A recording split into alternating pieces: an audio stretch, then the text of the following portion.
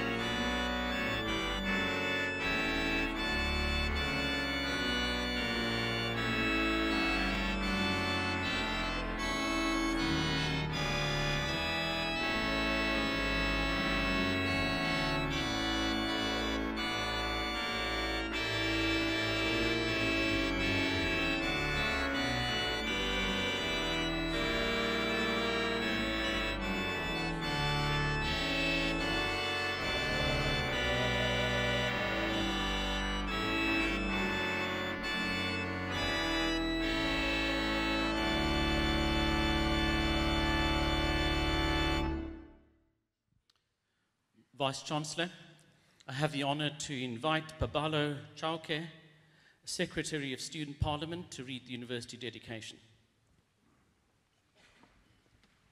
Thank you. Good afternoon to all.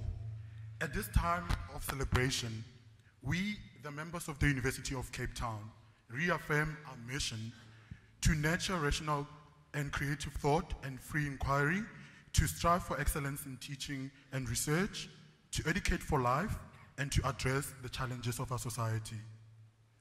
We undertake to advance these ideals in a spirit of freedom and responsibility, and through consultation and debate. We celebrate our founders, benefactors, and predecessors, those who have built the fabric and nourished the valleys of UCT. To those of you who will graduate today, we wish courage, wisdom, and purpose. To those who will leave the university to learn and work elsewhere, may you be sustained by those values which unite us here today and advance them in the world beyond. A love of truth and of learning, and of this, our university. Congratulations. Thank you. Thank you very much, Babalo. You may be seated.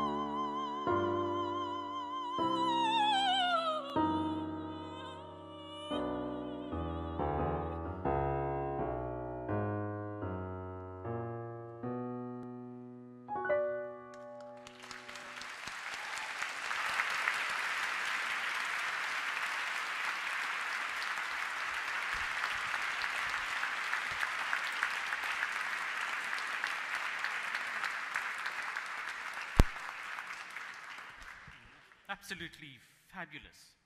Thank you very much. Gaudiamus and the national anthem were performed by our students in the UCT Opera School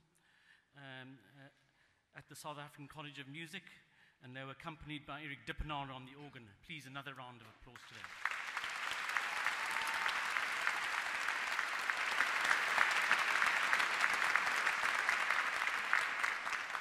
And then a very special thank you to the soloists. The musical item Summertime from the musical Porgy and Bess by George Gershwin was performed by Nomsa Mpofu, and she was accompanied by Eben Wachenstrom on the piano. Thank you very much.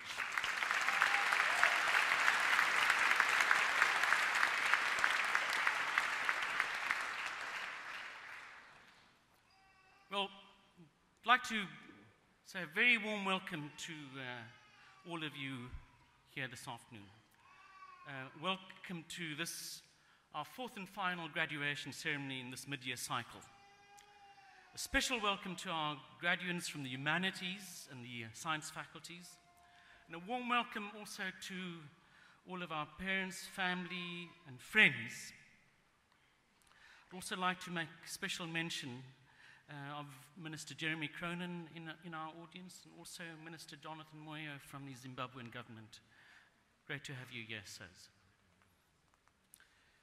So to all of you, we want to, before I make any further remarks, a really big thank you for all the sacrifices, parents, that you have made for your sons and daughters, for them to arrive at this really special moment of graduation this afternoon. We have here today the two faculties that constitute what many would regard as the two formative faculties of the modern university as we know it. We use the word formative in relation to these two faculties to distinguish them from those which prepare young people for the professions. Now, there is a bit of a problem there because all of us, and especially our colleagues in medicine, law, engineering, and commerce, would like to think that forming happens even in the years that they spend with their students. But the distinction must not be lost, however. It must not be lost because there is something very special that comes with the humanities and the sciences. That something special is the preoccupation of these two fields with a greater ecology of existence. Existence as it is manifested on the one side in human behavior and human endeavor, and on the other, existence as it takes shape and form in the physical and material world. The humanities and the sciences seen thus are at the core of what civilization is all about. Within them, you have the great theories of how existence begins, the theories and the challenges to them of our evolution on this planet over its supposed 4 billion year history, of Pangea, of the theories of the emergence of modern humans and their journey out of Africa into the world, the theories of the evolution of language, the theories of the development of human settlement, this cultivation of plants, animal husbandry, and then, of course, our modern history, the management of modernity, the stuff of the last 200 years. You, students of science and humanities, as the beneficiaries of all this theory making, are great interpreters. On your shoulders lies the incredible responsibility to be making things clear for us. Within this wonderful ecology of existence in which you find yourselves, your job is to become as educated as you can be. You cannot, not for a minute, be satisfied with explanation of this ecology which ends up serving interest which is sectional in any way. Because you can be sure that simply because you are a human being and not an all-seeing God, there will be interest or bias of one kind or another in your explanation. Your challenge is to always recognize this bias. You must always ask yourself, when you're doing this job of explaining, what am I not seeing here? So with that, allow us here at the university to congratulate you on getting your degree and know that we all, as a community here, join in celebrating your achievement. We now turn to celebrating the achievement of one of your teachers. Vice-Chancellor, the UCT Book Award is given for a book authored by a member of the university judged to be of scholarly or literary merit and the best of the year. Vice-Chancellor, I have the honor to present to you for the UCT Book Award for 2015, Sadia Sheikh, Associate Professor in the Department of Religious Studies.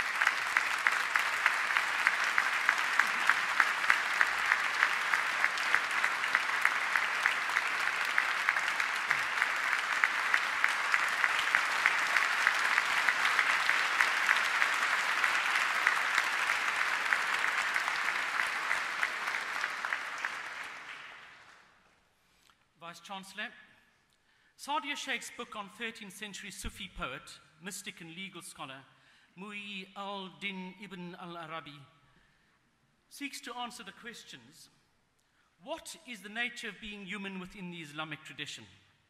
And what does it mean to be a gendered human being?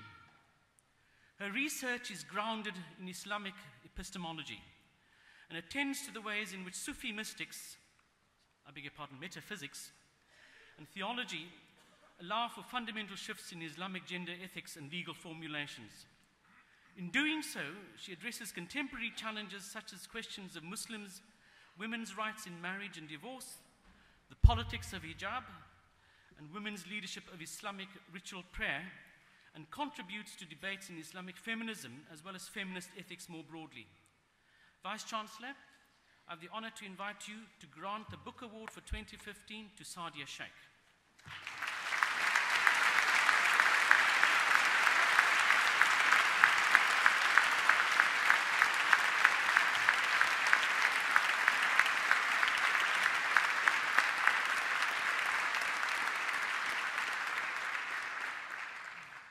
We have another award. It's called the Creative Works Award. Vice-Chancellor, the UCT Creative Works Award recognizes the production of important creative work by a member of the university. Vice-Chancellor, I have the honor to present to you for the 2015 UCT Creative Works Award, Mark Fleischman, Professor in the Department of Drama.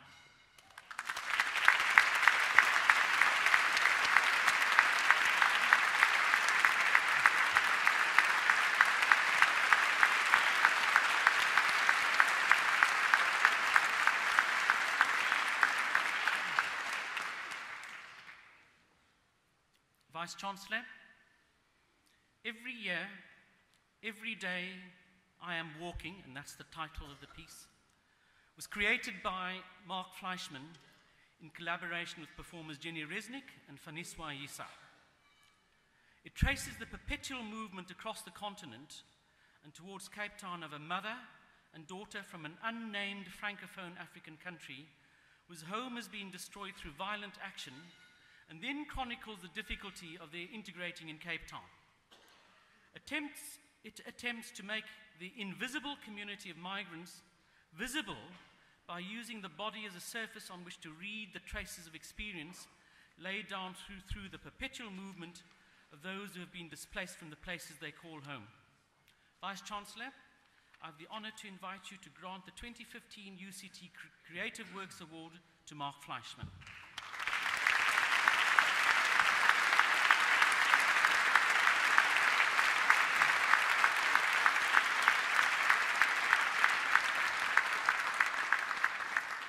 Now move to the honorary degrees.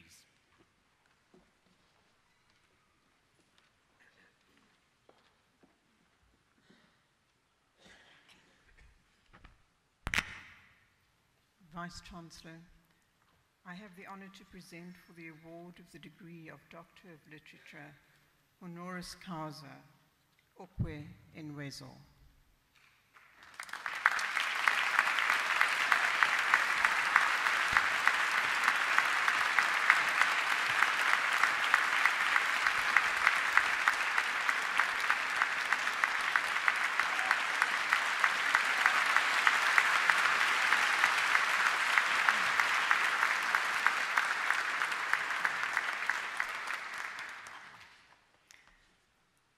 Following the announcement that Okwe Nwezo was to become the first African director in 2015 of the Venice Biennale, the Wall Street Journal published an article with a banner headline, "How Okwe Nwezo Changed the Art World."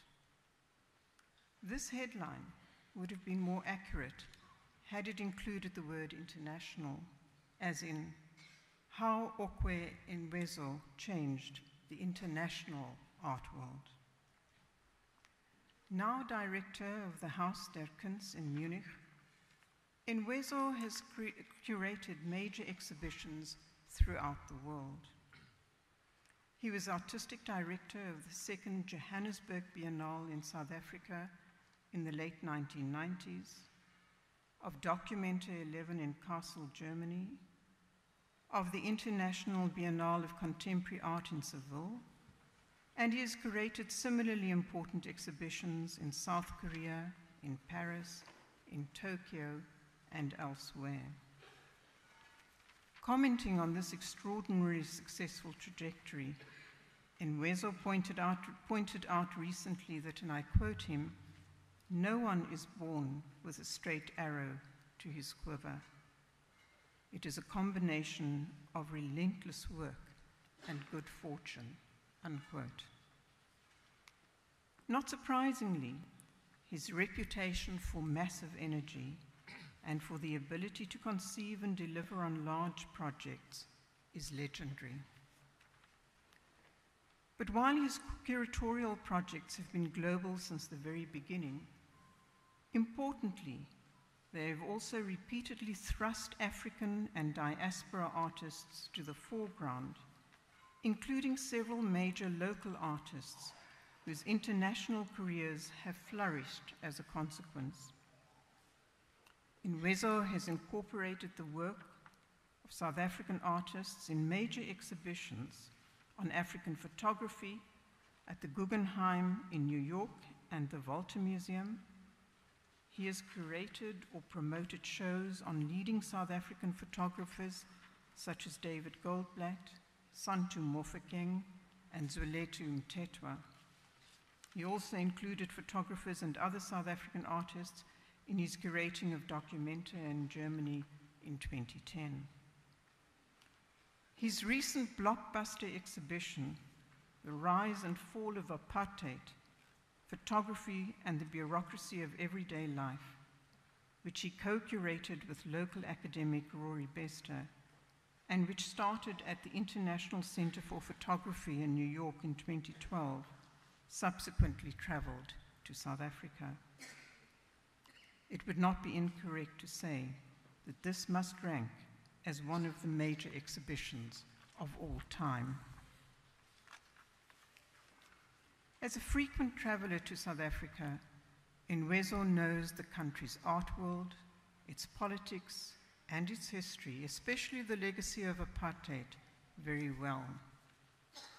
As curator of the second Biennale in Johannesburg in the late 1990s, he effectively raised the level of debate, of artistic practice, and of curating in this country to an international level. Born in Nigeria in 1963, Nwezo's family moved 45 times during the Biafran War. Clearly a seasoned traveler at a very young age, he persuaded his parents to allow him to board a plane in Lagos and, after a stop in Liberia, to travel to America to pursue a degree in political science in September 1982.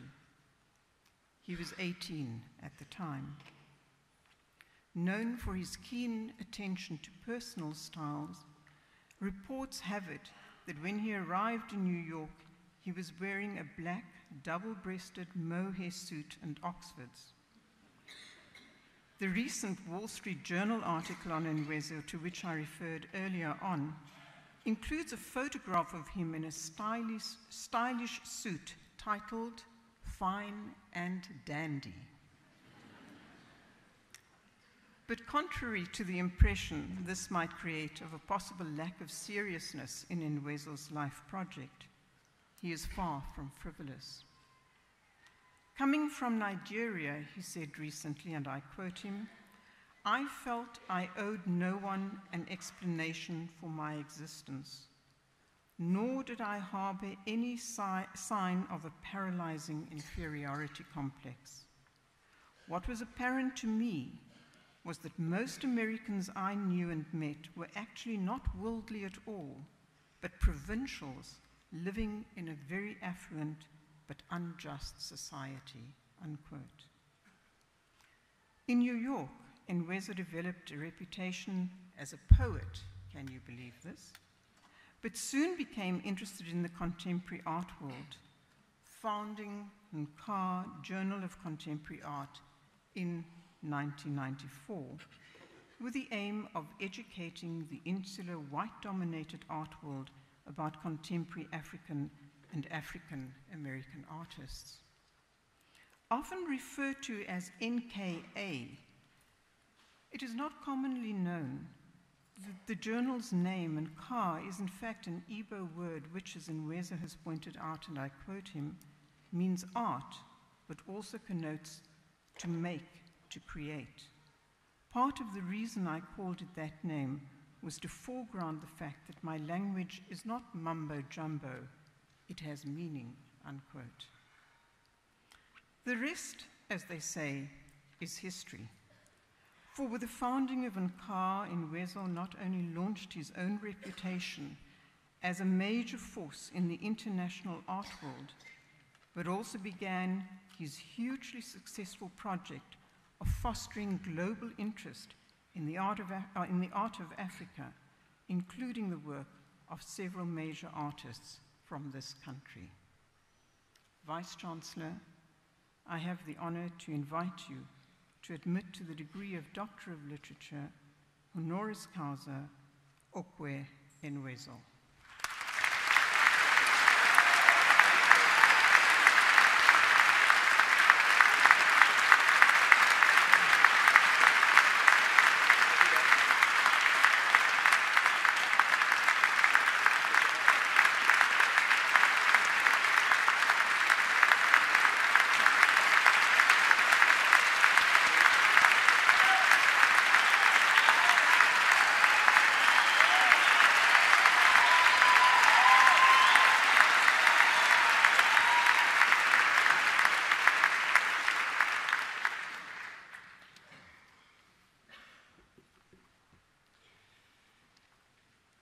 Vice-Chancellor, I have the honor to present to you for the award of the degree of Doctor of Literature, honoris causa, John Britton Wright.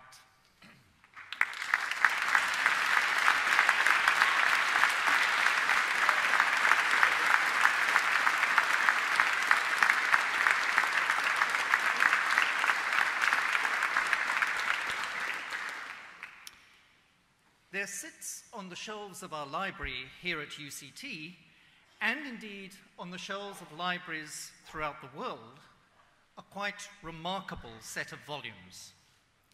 They don't have a catchy title of the type that's often promoted by publishers' agents, but the 6 volumes of the James Stewart Archive of Recorded Oral Evidence relating to the history of the Zulu and neighboring peoples is as sensational as they come. At least they are to historians, to Zulu linguists, to anthropologists, to archaeologists, and perhaps most important of all, have proved to be to lawyers and land claimants. And so indeed, they should be sensational to all South Africans, those of us who are concerned about our past and how it continues to shape our present. For these volumes contain conversations, quite remarkable conversations, with hundreds of Zulu-speaking men and women held in the late 19th and early 20th centuries. Men and women who lived through some of the most turbulent times in the history of KwaZulu-Natal and indeed of our region as a whole. Men and women, some of whose memories extended back to the time of Shaka. These conversations are a unique resource for understanding the events, but also the ways of thinking of South Africans from the point of view of its indigenous inhabitants at a time when the onset of the mineral revolution was making its cataclysmic impact on the people of our country. It is, of course, well known that such voices rarely appear in the historical record, and certainly not before the era of mass media or mass political organizations. John Wright is the man who has given us access to these extraordinary conversations. Together with Colin Webb, a former professor of history and dean of arts at this university, John began in the early 1980s to meticulously transcribe, edit, and translate these records. Colin Webb died in 1992, but John Wright has continued this mammoth task alone, and the last volume has just been published. For John is driven by a passion to bring the story of South Africa's pre-colonial and early colonial past to light, and in particular to hunt behind the myths and the stereotypes that so often cloud our thinking about pre-colonial Africa. Now, at a time when many of our students, and indeed maybe many of us, now think of South African history beginning in 1994, or at most in 1976, this is a crucial passion to have and to celebrate. The James Stewart Archive is only one product of John Wright's passion. He has produced a range of books and articles that have seismically changed our understanding of the pre-colonial South African past, often stepping into controversial waters, such, for instance, as challenging the centrality of the Mefekane and of Shaka. He has worked with and across the disciplines of history, linguistics, anthropology, archaeology, and gender studies with meticulous scholarship. He is always curious to know about new approaches, subjecting them to rigorous interrogation and taking them on board wherever productive, not a noted attribute of many of us older academics.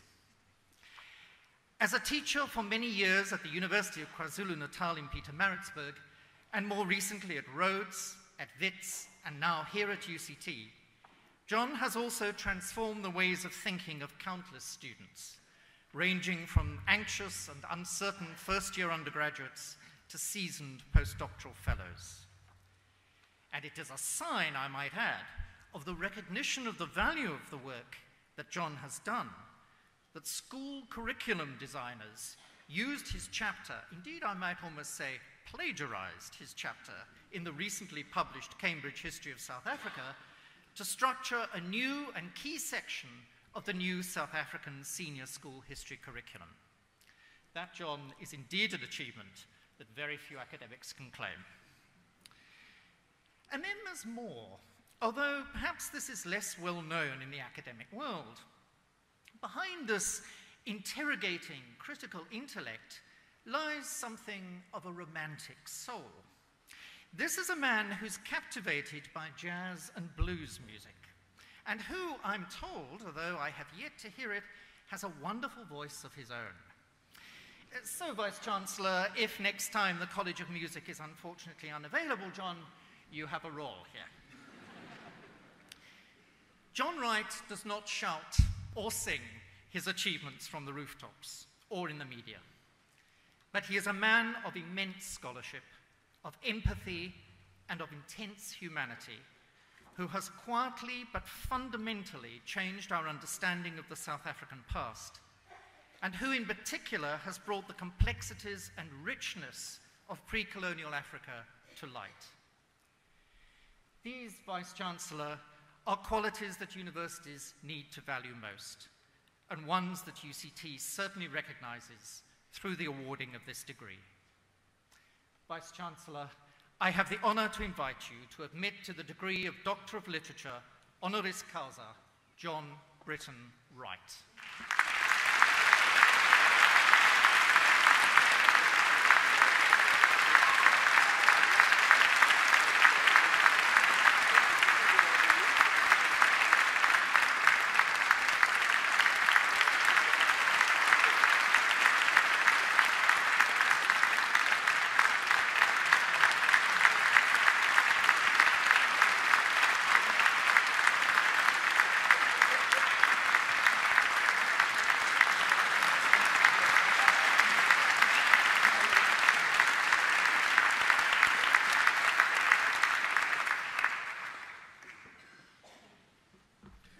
Vice-Chancellor. I would now like to invite Professor Nweza to address us, please.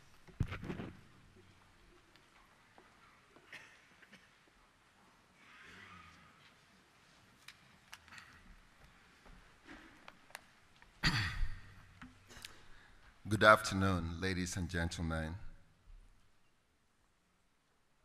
I would like to begin by thanking Vice Chancellor Max Price, members of faculty of University of Cape Town, the students of this storied center of learning here on the African continent, for this extraordinary honor you are bestowing on me today.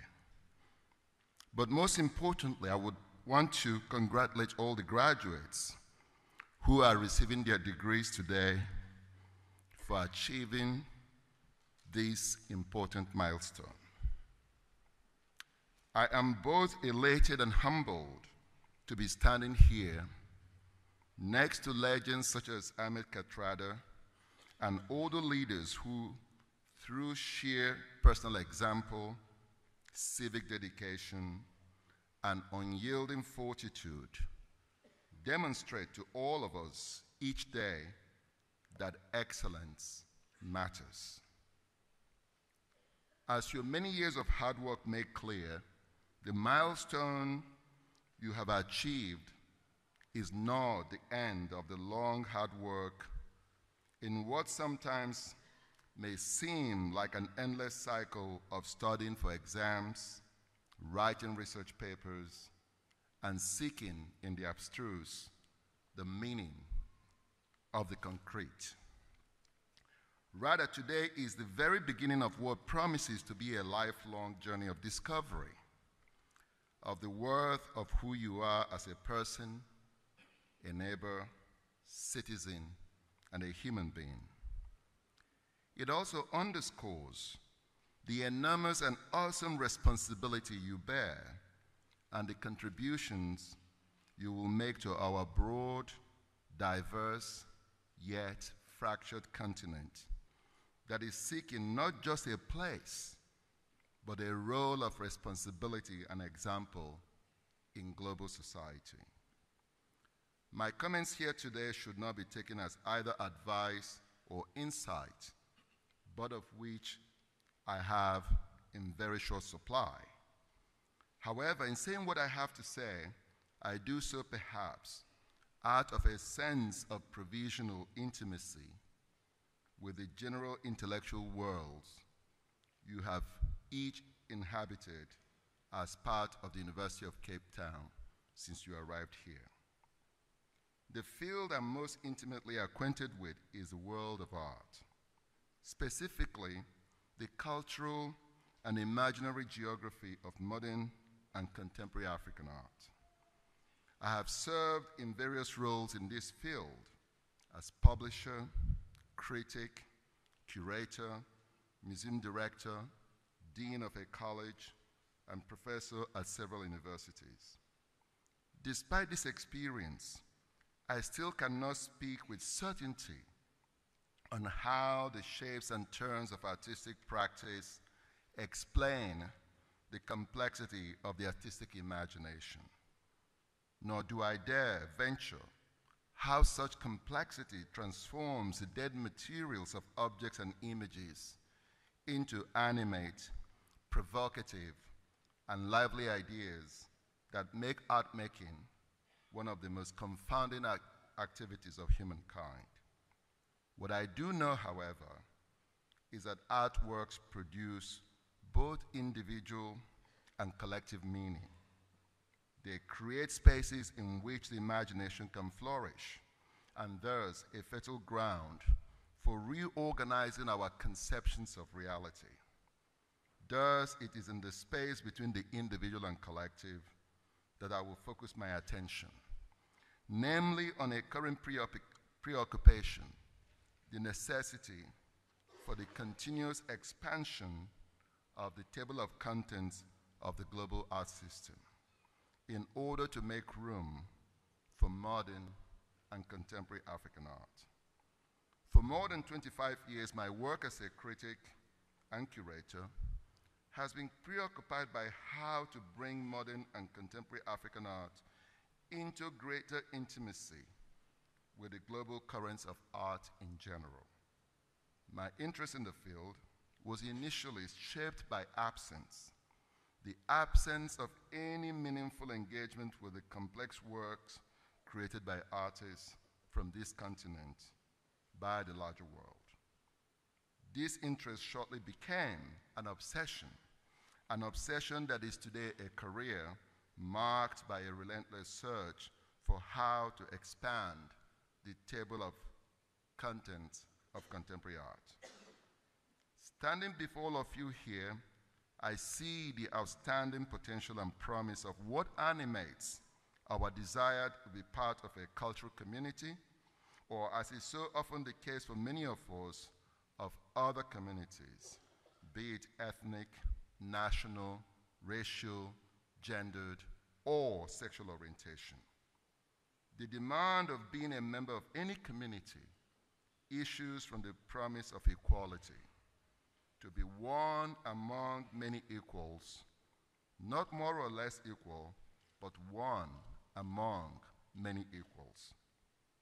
Sometimes we need to remind ourselves that equality also stems from how we allow the dreams of others to be part of our own dreaming. And part of that dreaming requires the creation of physical and imaginative hospitality for strangers. Recently in South Africa, there has emerged a certain inverted form of what could be called Afro-pessimism that sees foreign Africans as grotesque others whose dreams are incompatible with those of South Africans languishing on the lowest rungs of economic opportunity. It is my firm belief that the best education gives an incentive and orientation for invention and self-examination. It provides us with the capacity to interrogate the state of the world into which we make our own contributions about the kind of society we wish to live in. It provides us with the tools and the perspectives with which to transform our ideas into creative works that impact positively the world that surrounds us. I know in the tradition of graduations, in this annual ritual, where we come together to celebrate part of our individual forms of self-realization, that the social is as much about the collective as it is about the personal.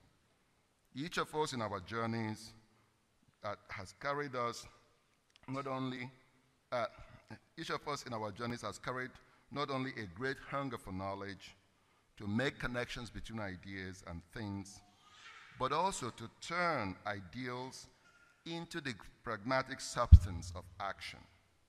We also each have stories to tell.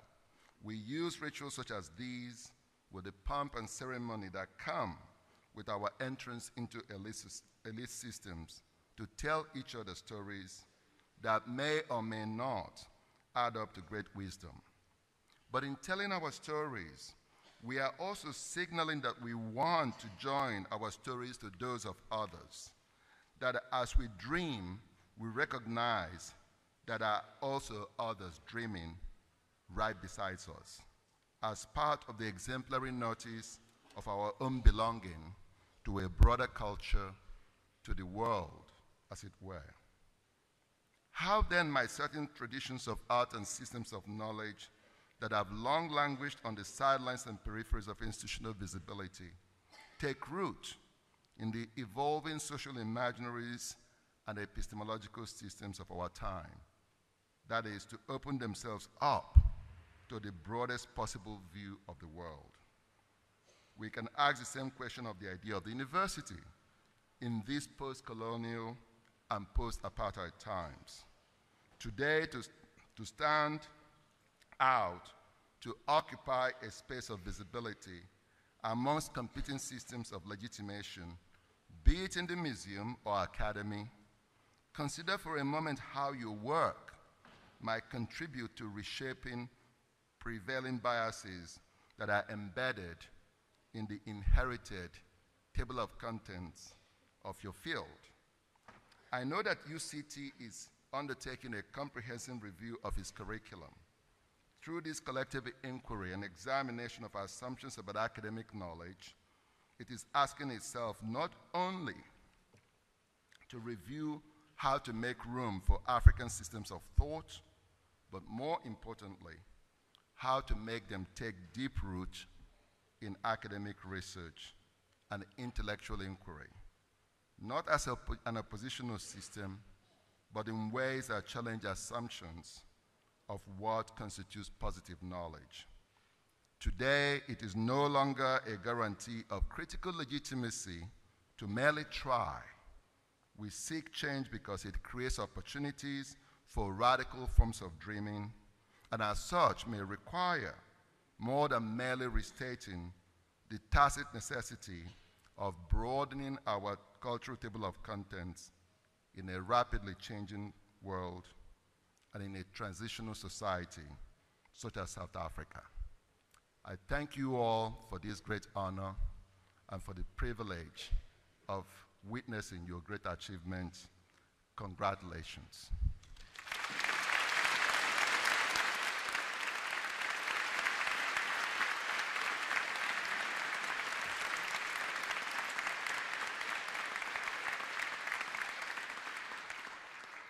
Thank you very much, Professor Nwezo.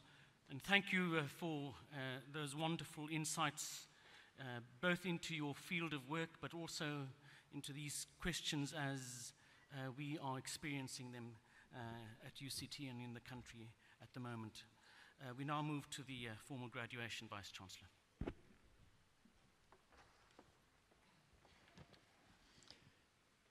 By virtue of the authority conferred upon me, I admit to the degrees specified and grant the diplomas and certificates specified to the candidates who are recorded in the program as being in absentia.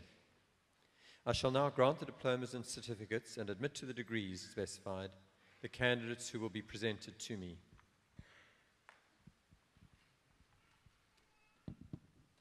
Vice-Chancellor, Daphne Maganga, mother of late Melissa Vimbai Maganga, will accept the Bachelor of Social Science certificate, which Melissa Maganga completed in December 2014.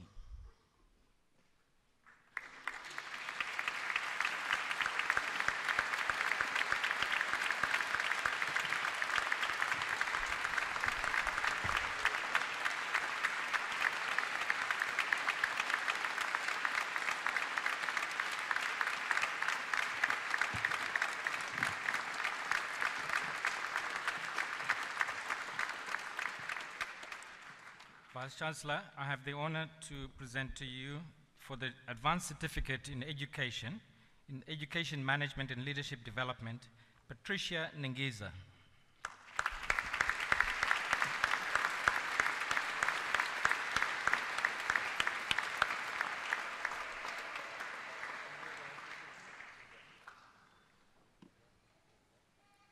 For the Higher Certificate in Education in Adult Education, Victor Calvin Haldeboom.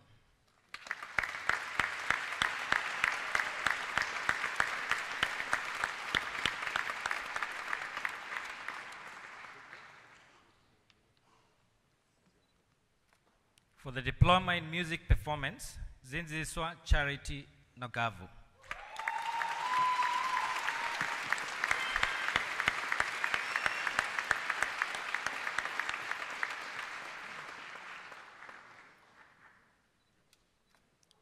For the Diploma in Theatre and Performance, Neba Biliswan.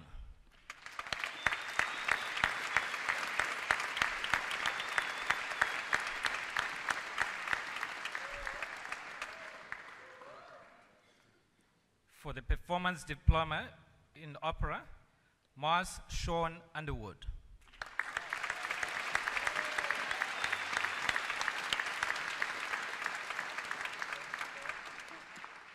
For the Postgraduate Diploma in Library and Information Science, Matabo Martha Bonaheng Dai.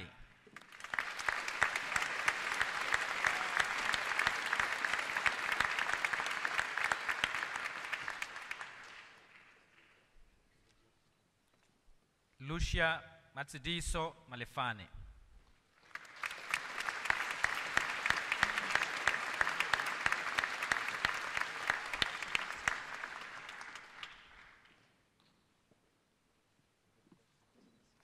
For the postgraduate certificate in education in intermediate and senior phase, Almarie Samuels.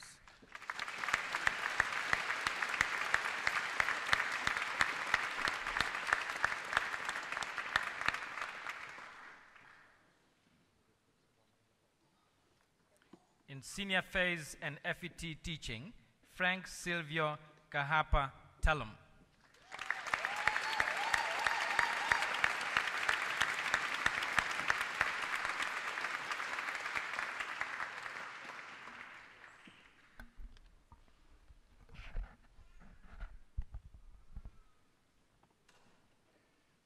Vice-Chancellor, I have the honor to present to you for the degree of Bachelor of Science, Nicole Buerta.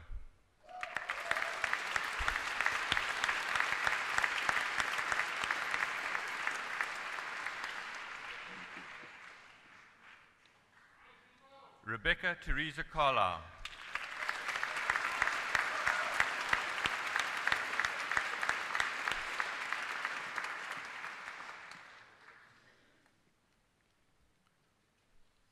Kieran Paul Davies.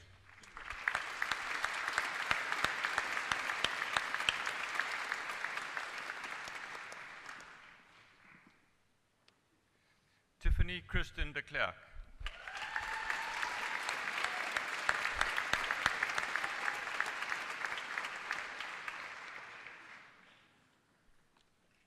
Spusisiwe Michelle Dlamini.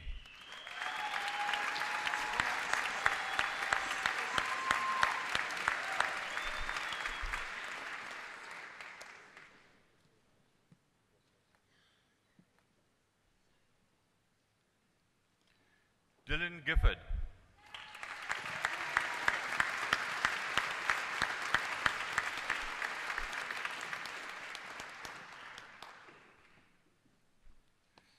Noliziwe Nontokozo Shlope.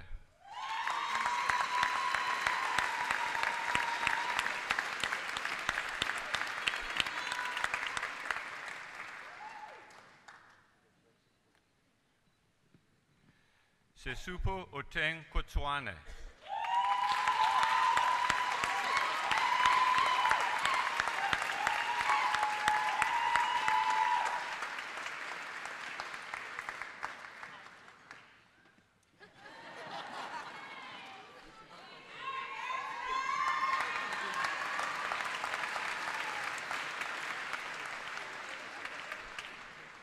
Michelle Catherine Lee Sun.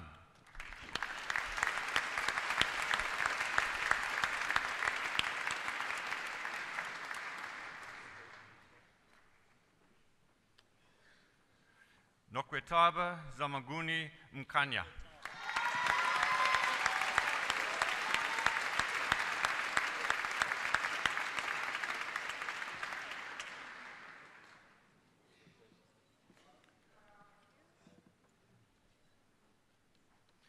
Ayanda Rutherford Mayeza.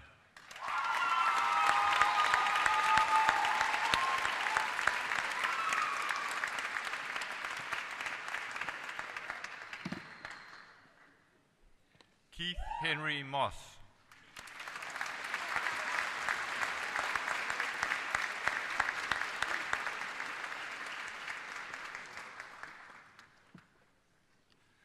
Fumani Gladness Mpikanisi.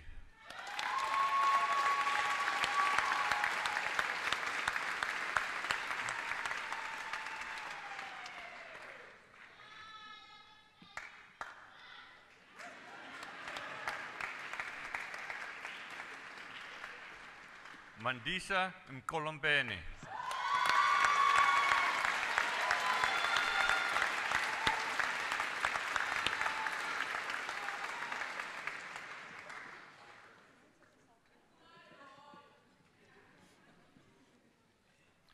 Musa Roderick Ndlovu.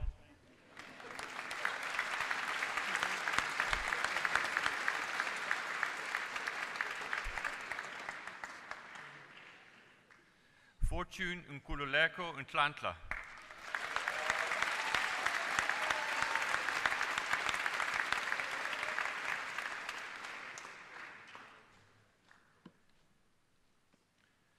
Simangeli Nkele.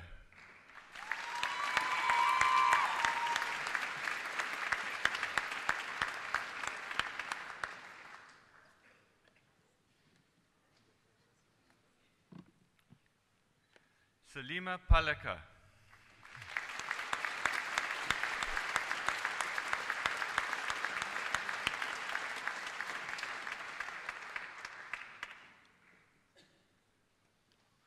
Saad Edin Perbokas.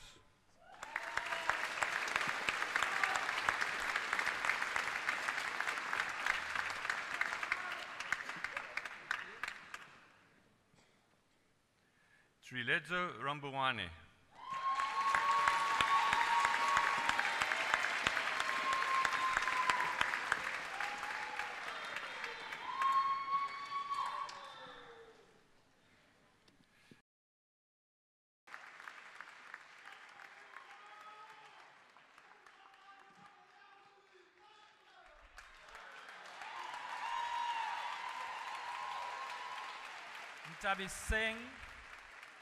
Ntabiseng Buile Mento.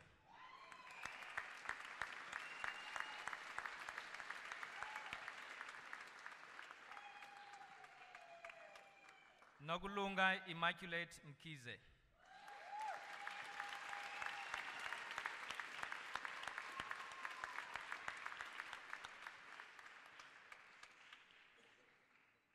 Nosikhumbuzo Engezwa Mququ.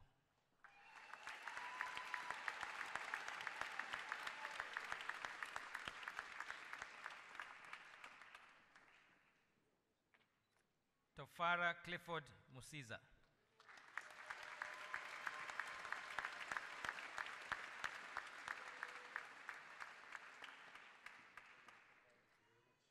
Marie Gail Olivia Ponier.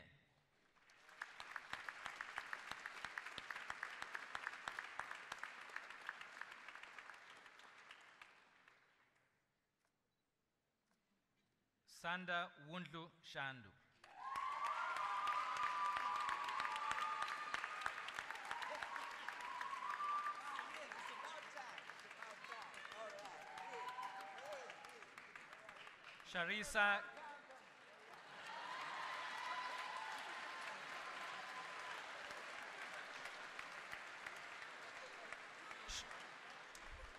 Sharisa Carolyn Shea.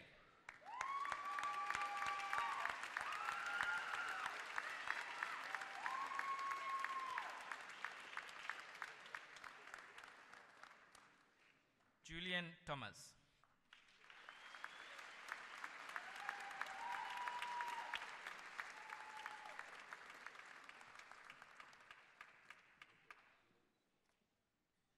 Jamie Jordan Wyden.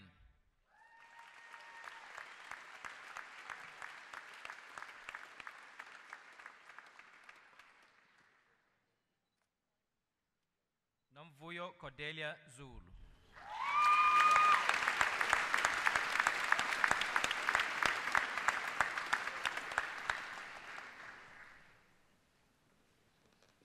In philosophy, politics, and economics, Robert Patrick Christensen Jenkins with distinction.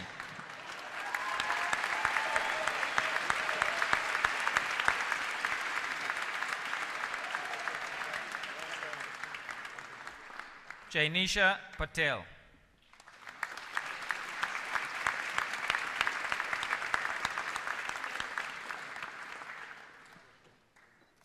For the degree of Bachelor of Social Work, Julian Paul Nash.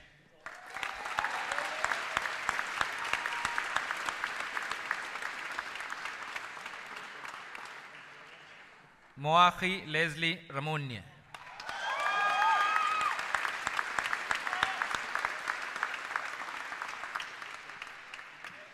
For the degree of Bachelor of Education Honors, Notando Msimang.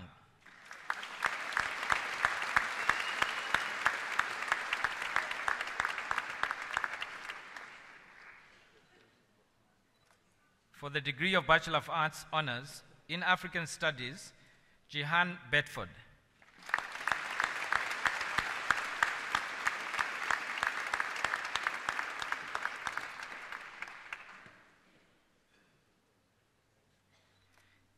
In English Studies, first class, Gina Lee Kennard.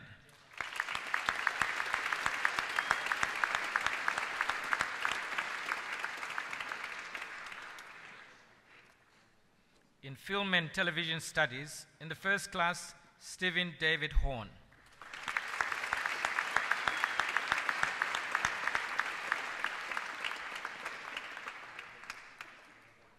Reza Gerald Raftopoulos.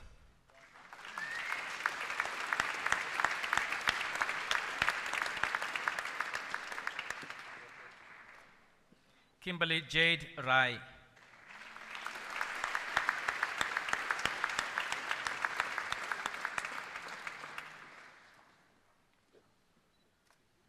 In Italian Language and Literature, with first class, Chelsea Jade Johnson.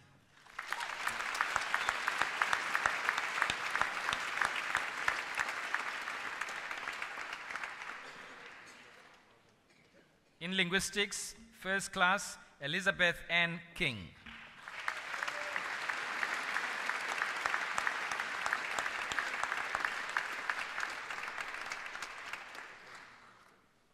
Nadine Volmink.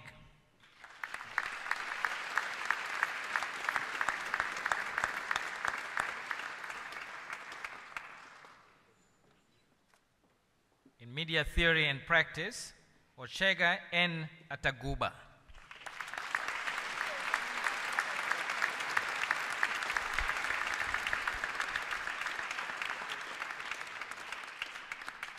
In Philosophy, Philip Christopher Buchan.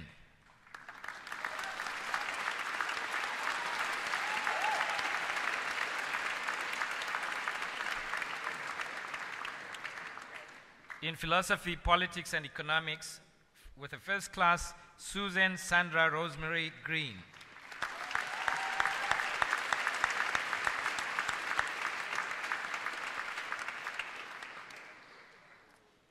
In Television Drama, Kelly Hrobler.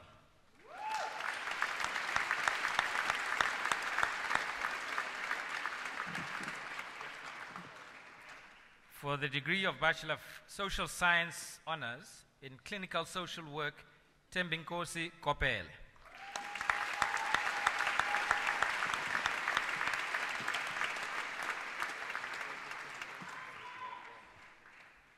In Philosophy, with first class, Gabrielle Eva Teal James.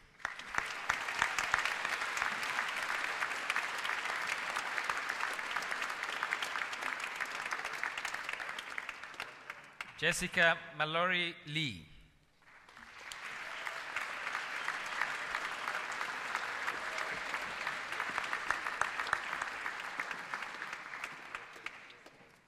With first class, Ida Sign Thomason.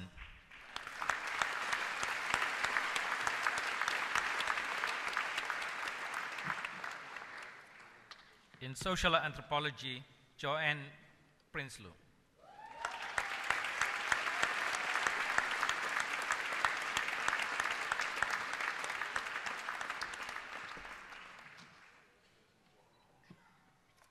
In Social Development, Lillian Tafadzwa Kashere.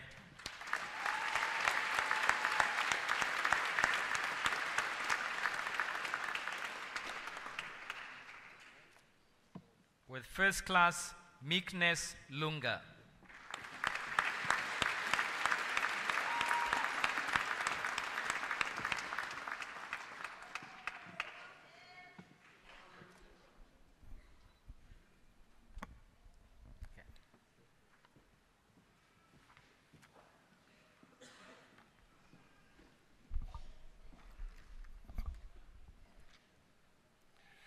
Vice-Chancellor, I have the honor to present to you, for the degree of Bachelor of Science Honours in Geology, Yambi Renato Daniel Dinnis.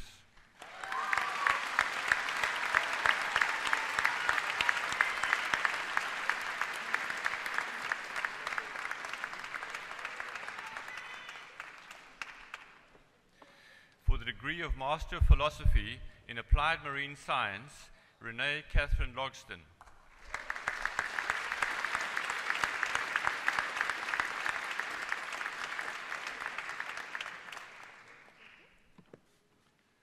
In Conservation Biology, Francesca Margaret Catherine Fazy.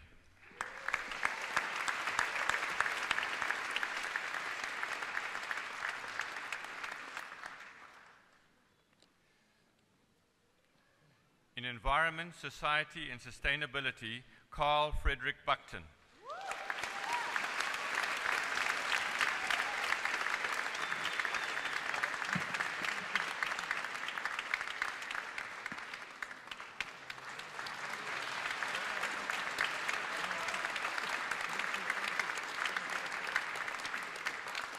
Adila Kasim.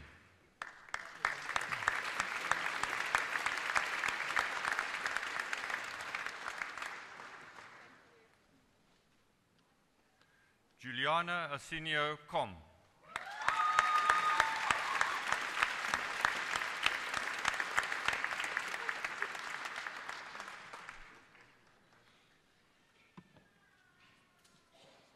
With distinction, Paul Hoekman.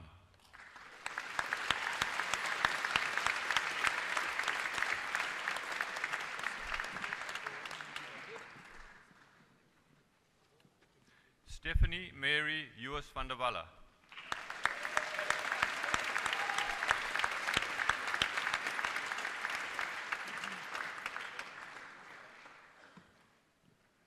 Nicholas Charles Kearns.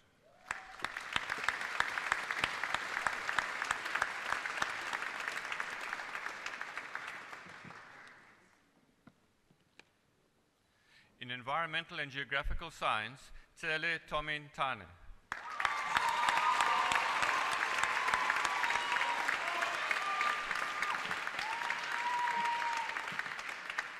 In Information Technology, Zelda Joy LaRue.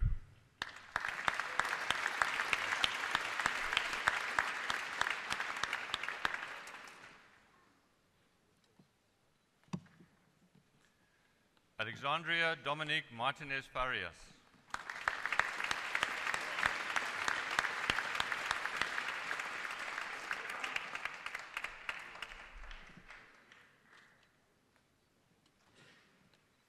For the degree of Master of Science in Applied Marine Science, Dale Adam Geldenhuis.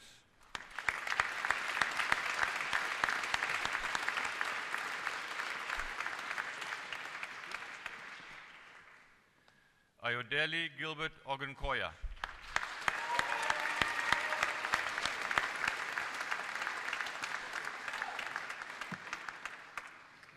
Aaron Simmons.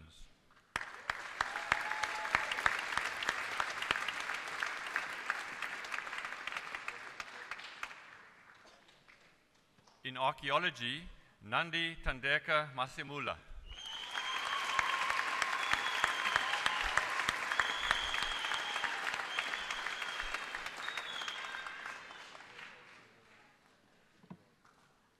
In Astronomy, Abhishek Dusoya.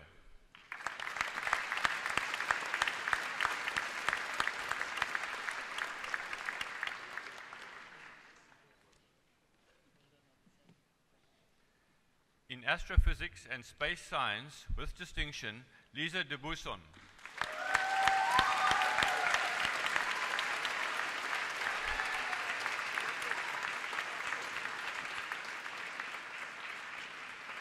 Amido Sogo.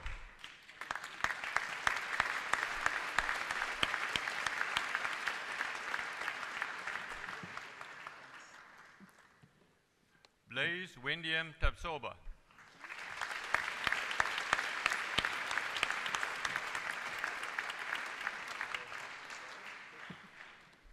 In Biological Sciences, with distinction, Louise Karen Gamage.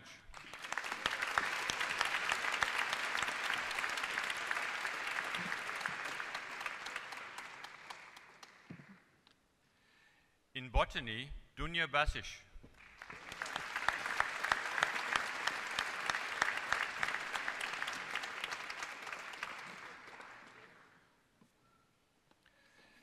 With distinction, Rebecca Hazel Carpool.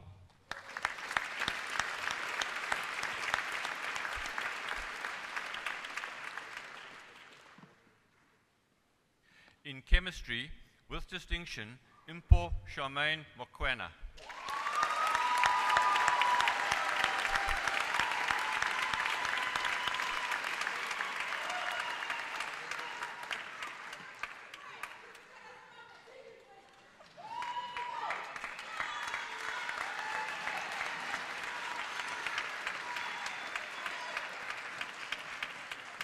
Nomakwezi Mvumvu.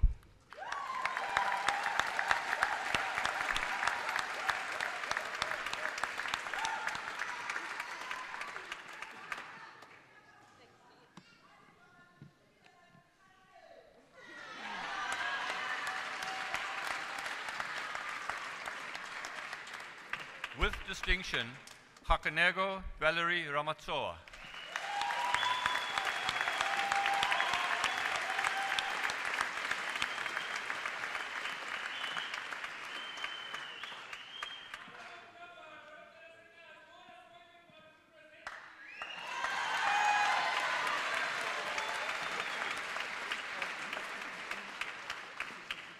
Monde Sinkre.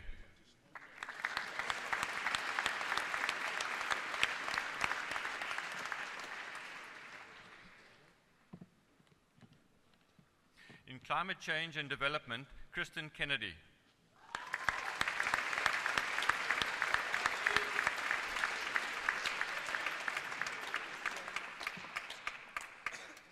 In computer science, Scott James Bardenhorst.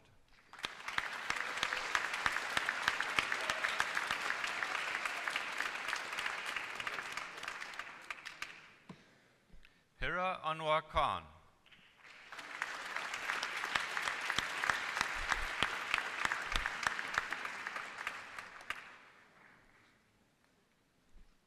Alexander Rogath Kivasi.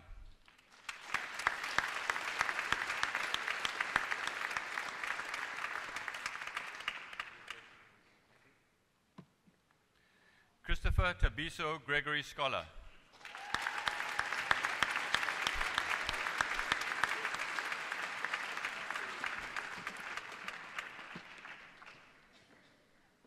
In conservation biology, Salamatu Abdu.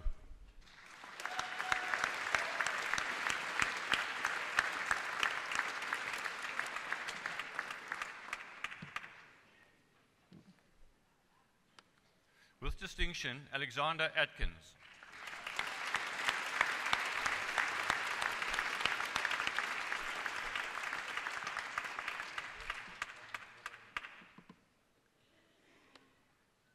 Bruce Dermot Lanham Bagri.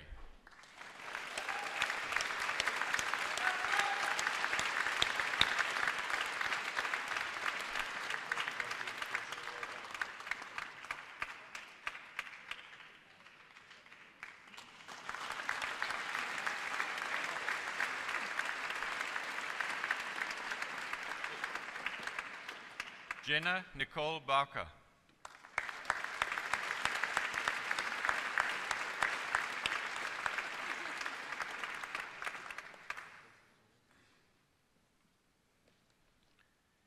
Kate Cronin.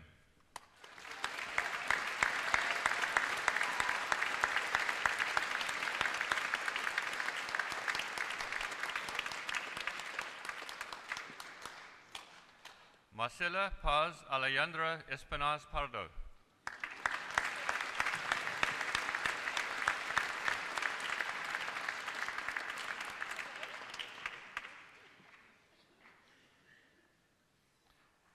Liesel Leroux.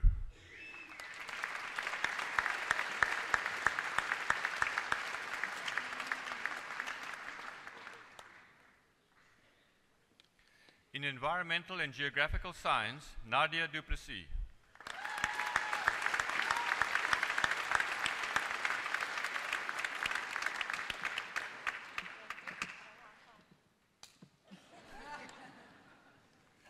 Myra Nike.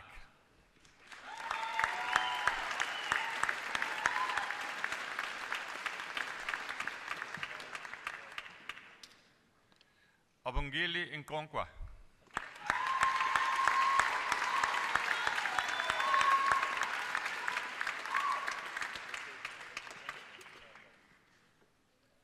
In geology, with distinction, Michael Ian Hay Hartnady.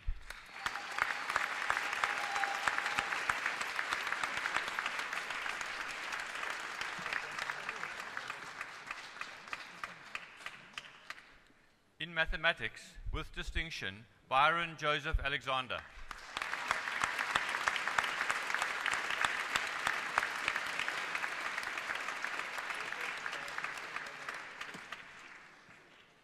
In molecular and cell biology, Tyrone Kyle McCrindle.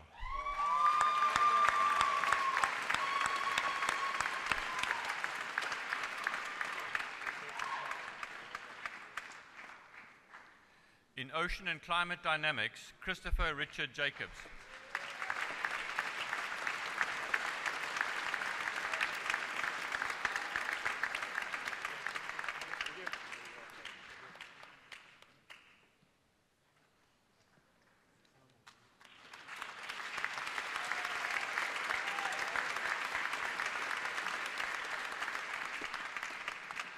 In statistics, Raisa Gaini.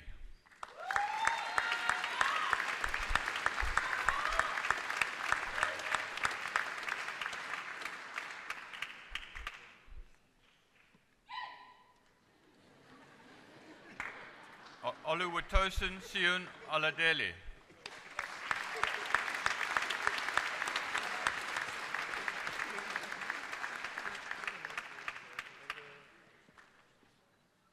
In zoology, Jesse Berndt.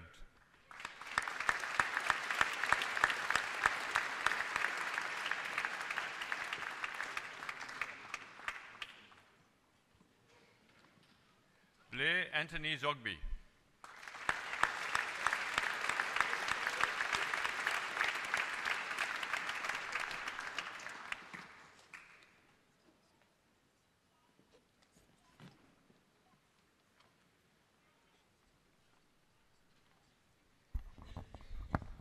Vice Chancellor, I have the honor to present to you for the degree of Master of Arts in Fine Art with distinction, Jessica Nathan Brown.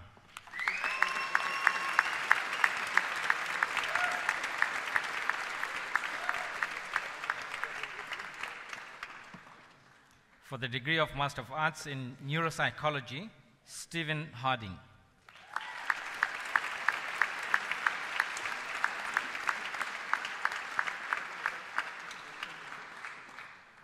With distinction in the dissertation, Talia Heidi Lainsman.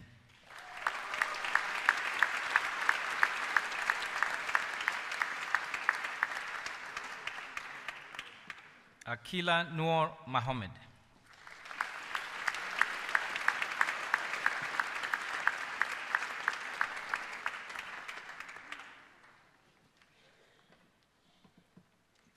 With distinction, Jade Abigail Witten.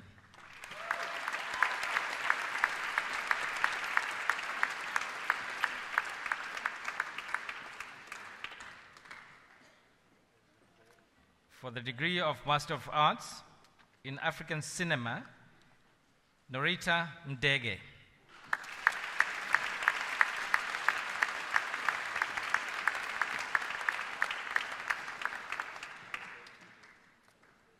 Luke Slade.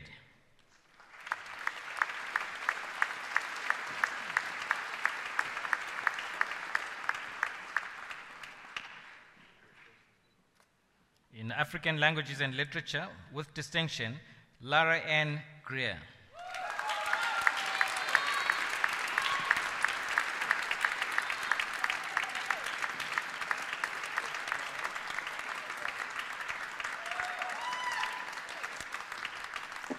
Zugiswa Poni.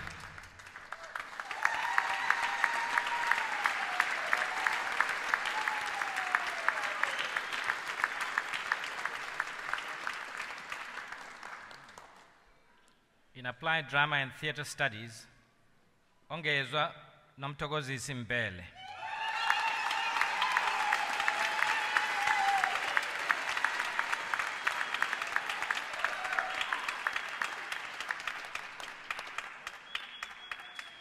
In Art Historical Studies, Mark Walter Barben.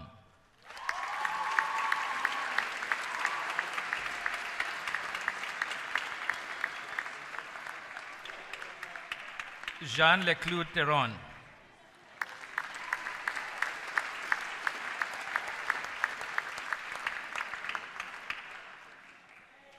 In creative writing, Nadia Kamis.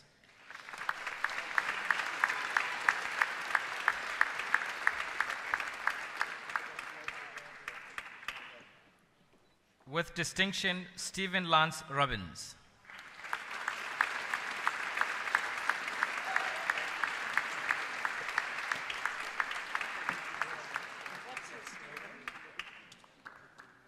In documentary arts, with distinction, Aliki Saragas.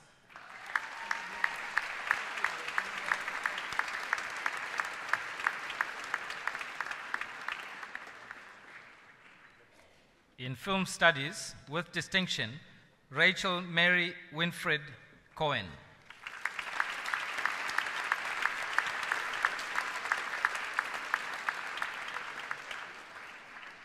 In German language and literature, Thorsten Egner.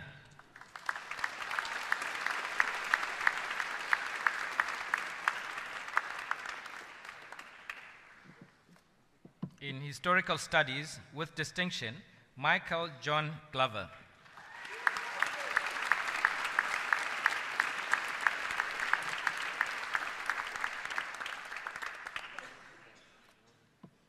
In in language, literature, and modernity, with distinction, Heidi Barens.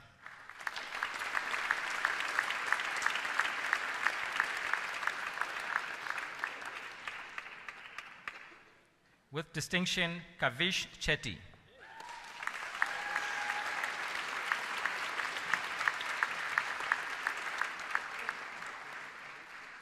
With distinction, Tara Juliet Corina Leviton.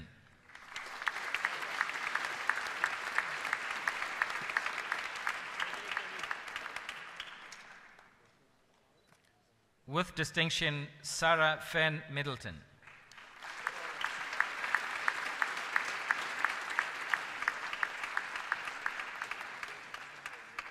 In Latin language and literature, with distinction, Camilla Rose Christie.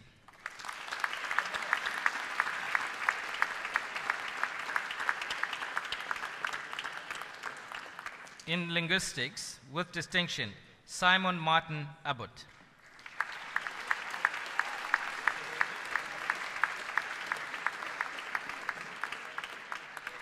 In media studies, Lungile Moyo.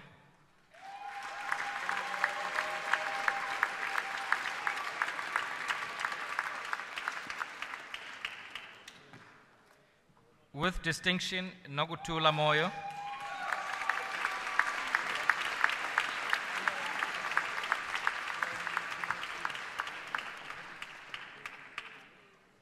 In media theory and practice, with distinction, Storm Jade Brown.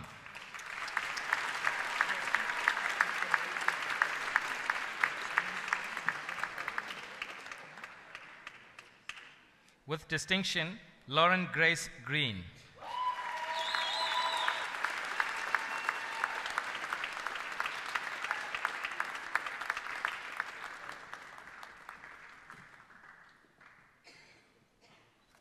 Sbongile Catherine Musundwa.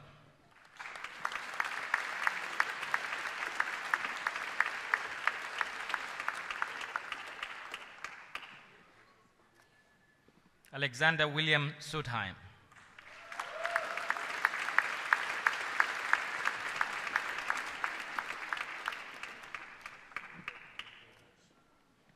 In organizational psychology, Babusi Michael Sibanda.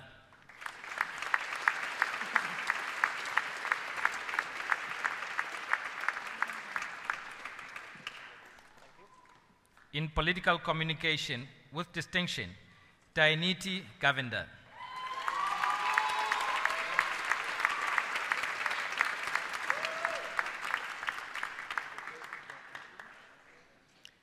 With distinction, In the dissertation, Cindy Lee Taniel McBride.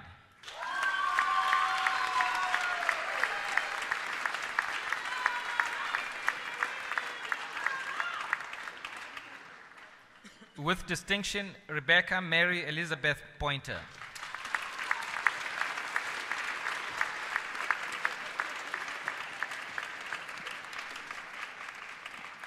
In psychological research, with distinction, Rebecca Hellman.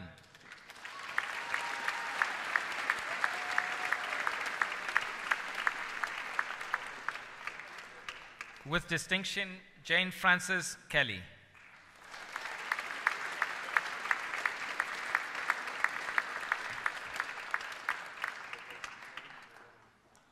In religious studies, with distinction, Kathleen Elizabeth Dollar.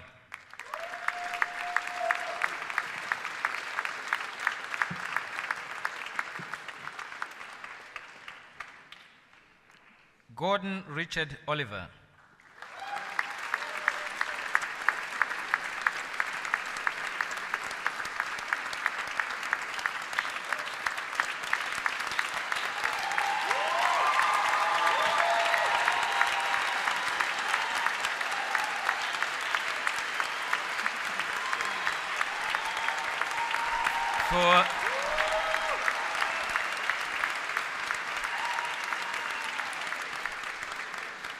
For the degree of Master of Fine Art, with distinction, Henyen Helena Conradi.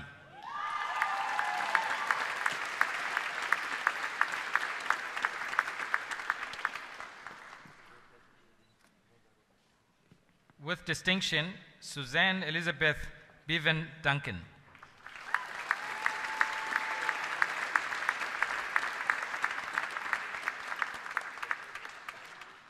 With distinction, Quanta Greer Wood Gold.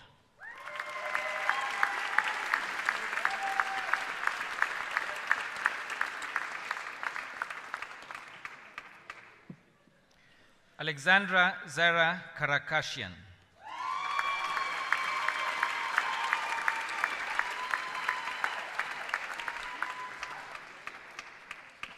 With distinction, Francois Knutze.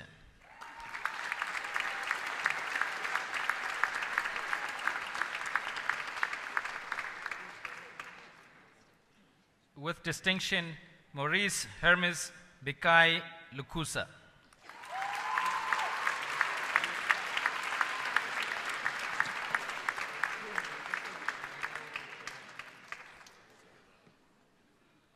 With distinction, Sepide Mera Bangban Dorani.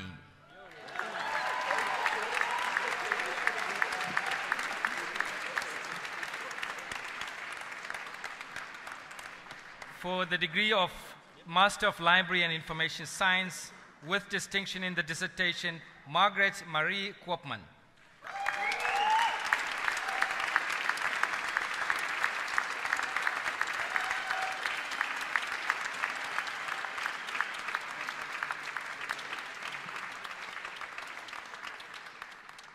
Andiswa Yolanda Mfengu.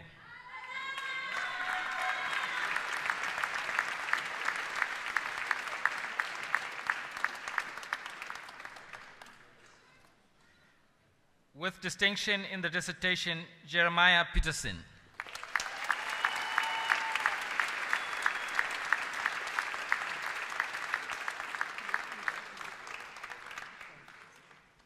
For the degree of Master of Education in Applied Language and Literacy Studies, Charlene Renee Haupt.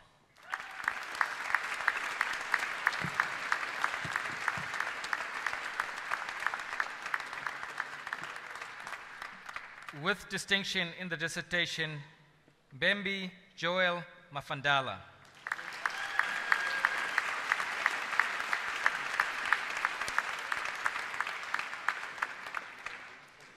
In Curriculum Studies, Joy Peterson.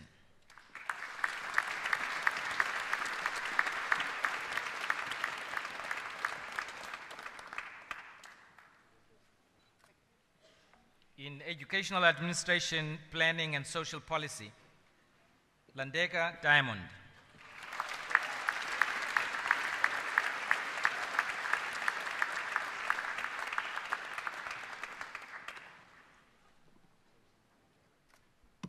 Higher Education Studies, Linda Helen Halliday.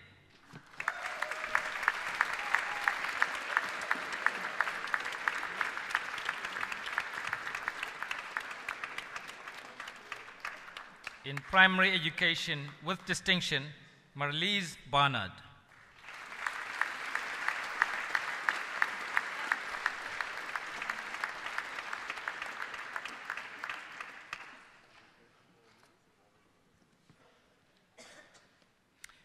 Bonita Miriam Dunn.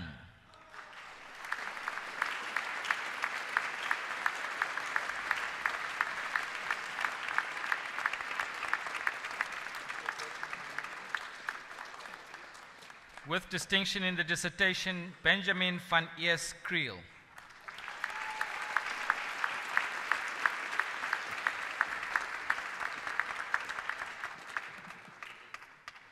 Beata Dahafa Set.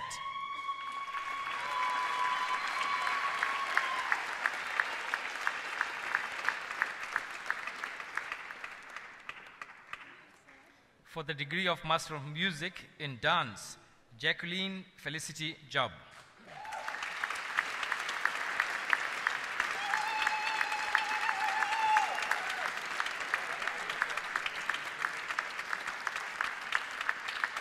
In music, dissertation and composition with distinction, Jacobus Kriege.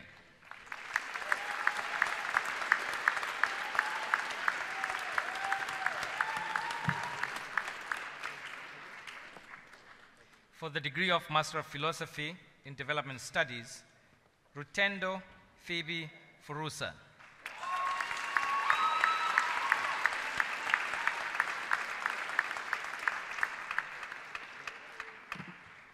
Zoe Shelley Wood Gold.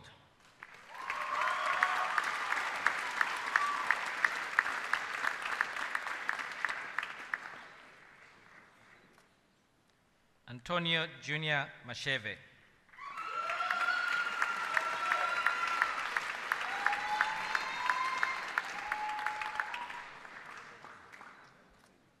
In Diversity Studies, Parveen Brown.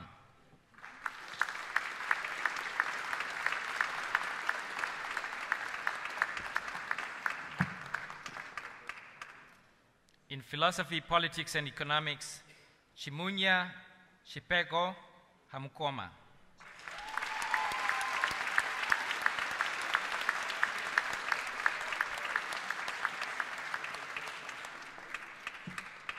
For the degree of Master of Philosophy in Education in Applied Languages and Literacy Studies, Alexander Carlton Marshall.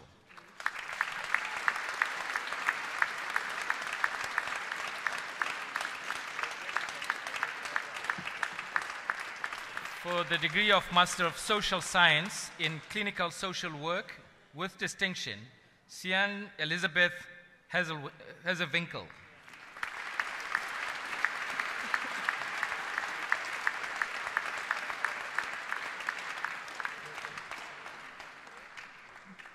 In Economics with distinction in the dissertation, Caroline Lisa Stapleton.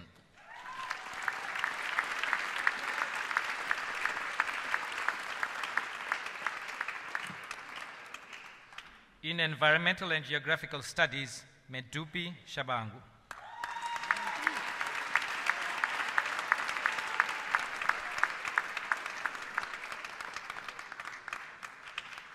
In Global Studies, Noloazi Nadia Ngube.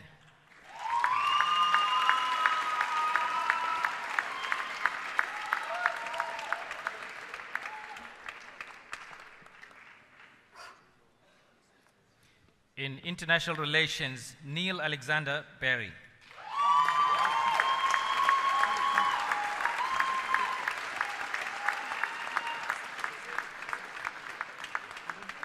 With distinction in the dissertation, Karusha Naidu.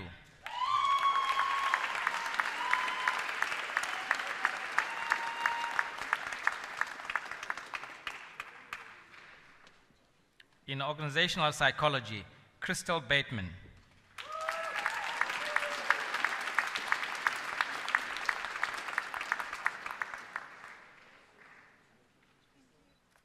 Megan Marie Blandine Deschalin.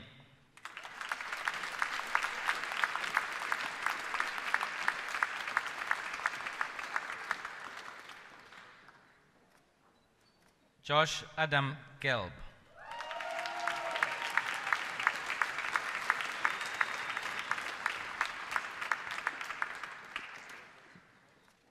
Zubeida Gerdin.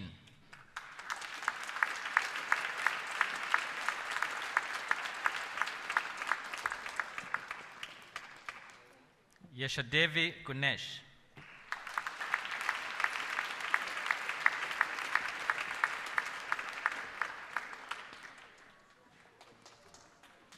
Ryan McGee.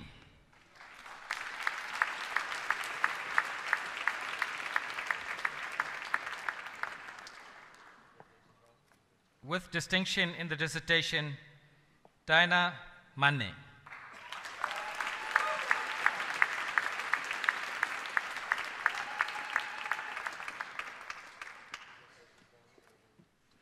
Charlene Omrao.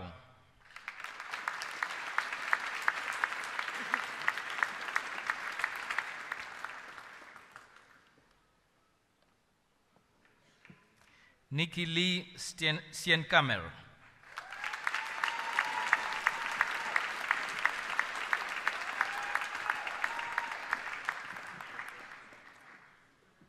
Jocelyn Patricia Stevens.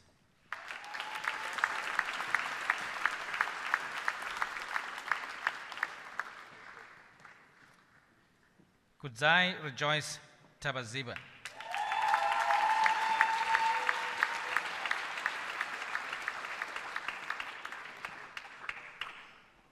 With distinction, Chelsea Lee Wallace.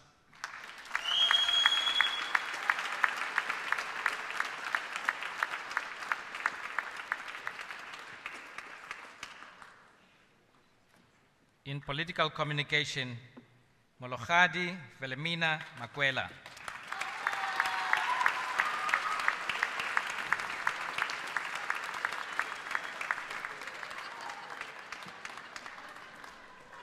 In probation and correctional practice, Martin Simbarashe Mangezi.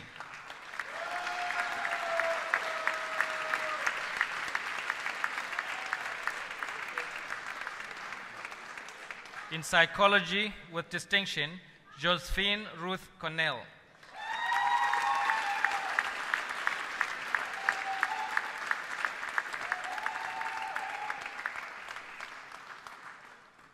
In social anthropology, Carrie Lee Weiss.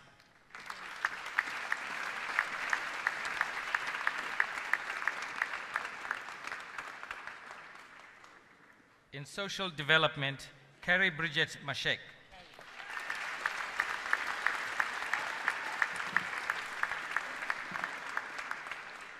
Tibazo Matsela.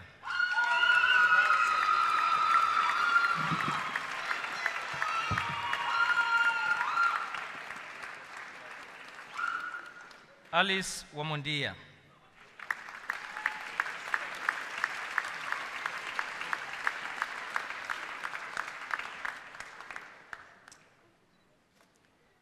In social policy and management, Immaculate Nyawira Mugo.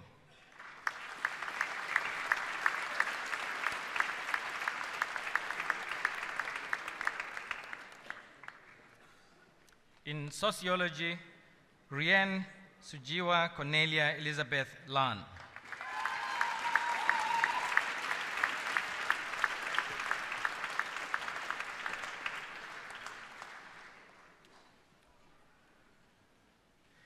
For the degree of Doctor of Philosophy in African Languages and Literature, okokuqala nqa embalini ye-UCT uba kubhalwe umqulu ubugqirhalwazi ngesiXhosa seyinkobe nto leyo itsho ngegalelo lengathethekiyo kule nguqu ingundaba-mlonyeni.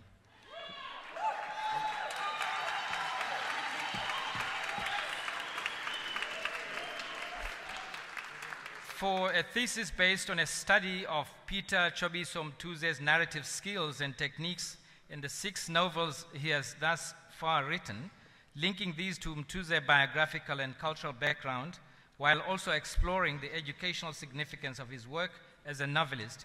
Lulama Judith Ndlela.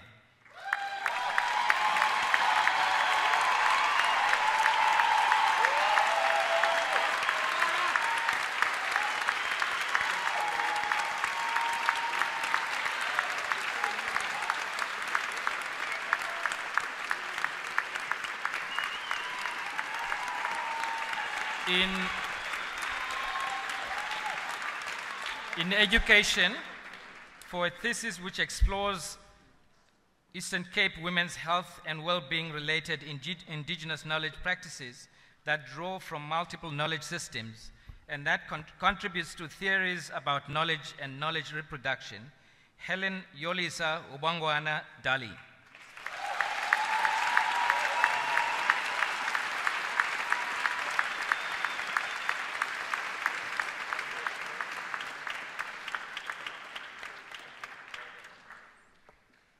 In education, for a thesis which develops a framework for analyzing and teaching academic argument in higher education in a range of digital genres and media, Sheng Wen Huang.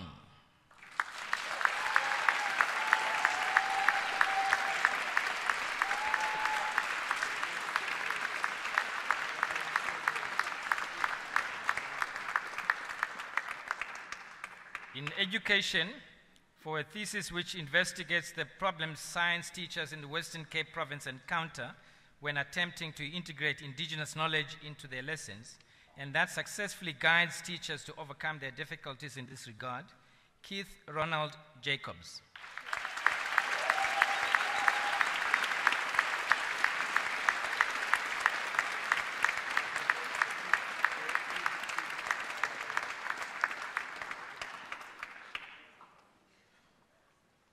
In education, for a thesis that explores the ways in which writing practices from different domains, policing and the university, intersect when police personnel return to university as postgraduate research master's students. Sibusiso Clifford Ndlangamandla.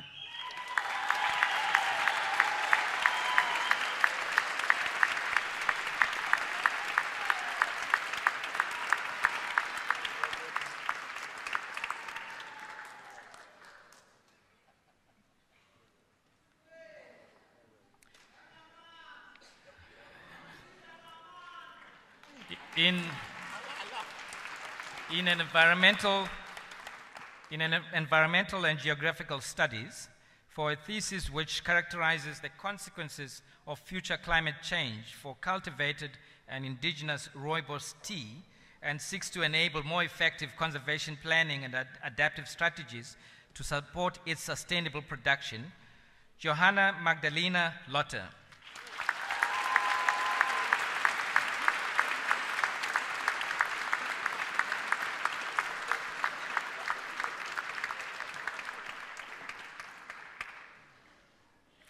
In fine art, for a thesis which develops an iconography of Homer as a compositional strategy that is expressed as a catalogue of 12 composite object portraits of Iliad and Odyssean characters, the catalogue constitutes a composite object portrait of an oral formulaic Homer. Charlene Imogen van Sons.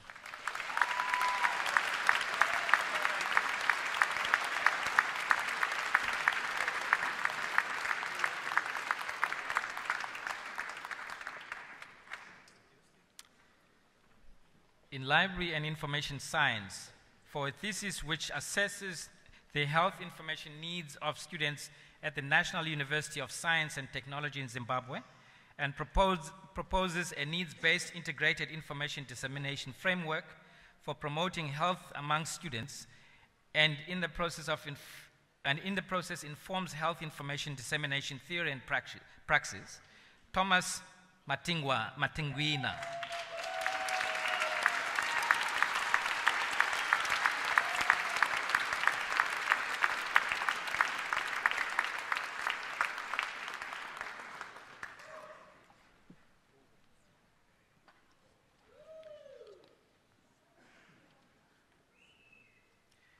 in media studies for a thesis which critically analyzes dominant discourses on Zimbabwe's state-owned and controlled radio station in a time of crisis, and that examines how rural women listeners engage with radio broadcasts of hegemonic ideas. Selina Linda Mudavanu.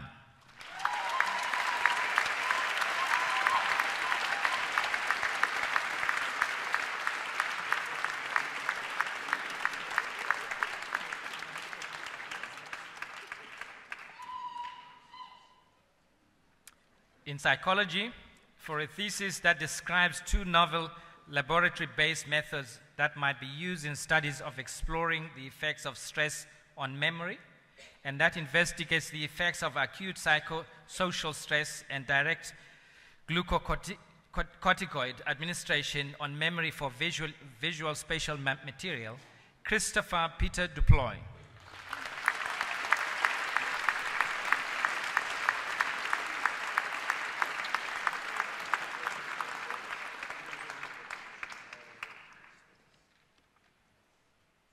In psychology, for a thesis that explores how young South African women's lives and identities are transformed by living in a culture of violence against women, and that reframes our understandings about violence against women and women's identity construction, Sarah Francis Gordon.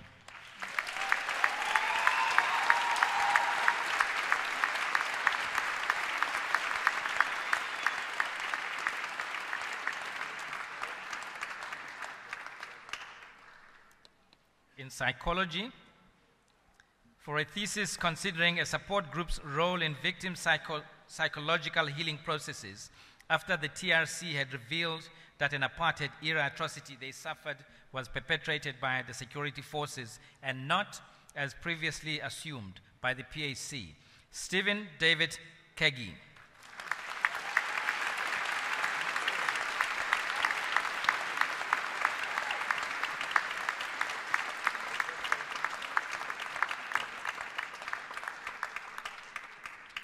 In psychology, for a thesis which explores the meanings of marginalized masculinity and its associations with violence against women, risky alcohol consumption, and contextual factors such as poverty, Jacqueline Carroll Mtembu.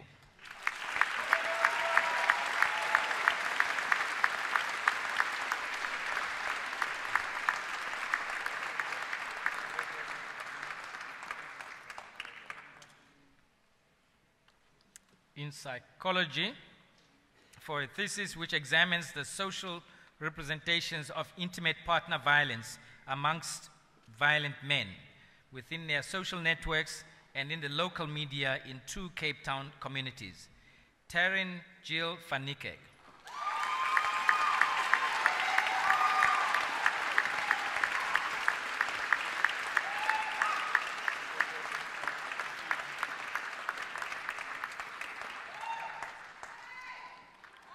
In social anthropology, for a thesis that examines the history and dynamics of welfare initiatives on commercial farms in colonial and post-colonial Zimbabwe, and that focuses particularly on their gendered nature and on the power dynamics they set in motion, Andrew Michael Carl Hatnick.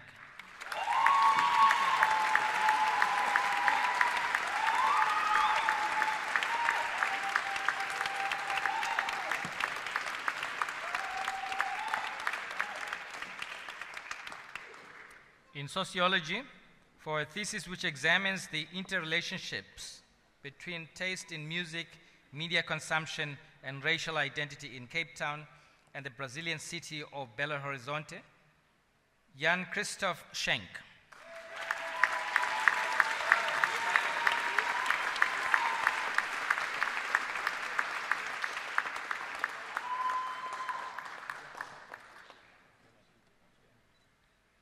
In sociology, for a thesis analyzing why South African primary school students have poor mathematical skills and indicating how this problem can and should be addressed, Eric Scholar.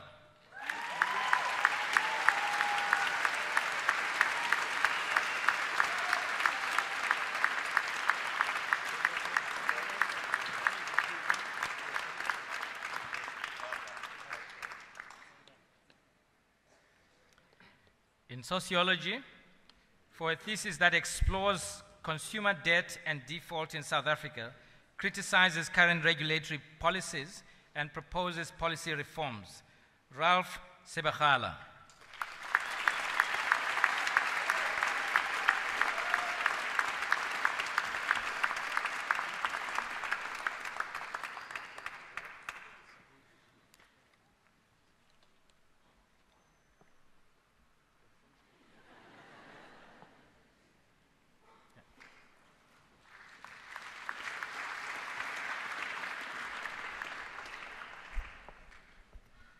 Vice-Chancellor, I have the honor to present to you for the degree of Doctor of Philosophy in Applied Mathematics for a thesis which explores the dynamics of complex non-Newtonian fluids under important physical conditions with applications to polymer engineering. Ikena Ibubechukwu Ireka.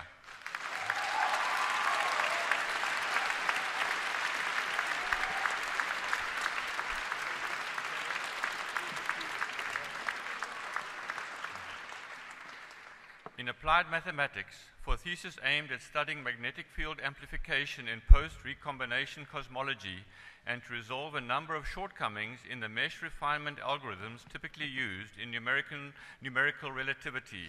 Bishop Mongwane.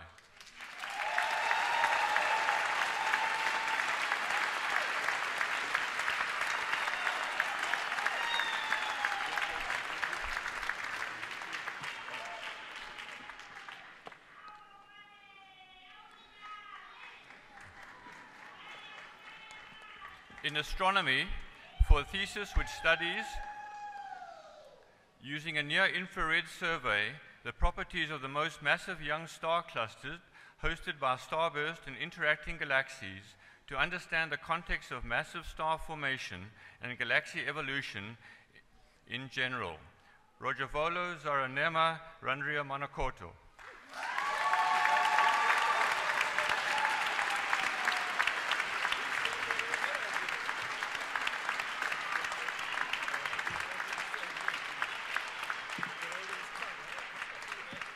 In biological sciences, for a thesis which develops a novel agent-based model of South Africa's most valuable fishery, the offshore demersal hake trawl fishery, to understand its economic structure and function, as well as the links to its resource base. Rachel Cooper.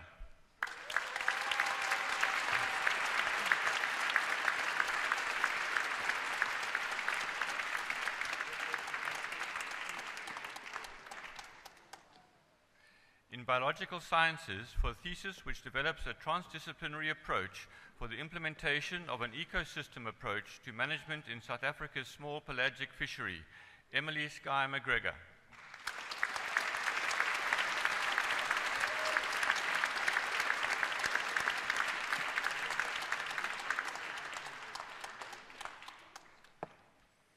In biological sciences, for a thesis which increases our understanding of the impacts of recent changes in distributions of key species on the structure and functioning of the southern Benguela marine ecosystem, and furthers the application of an ecosystem approach to fisheries management. Catherine Eleanor Watermeyer.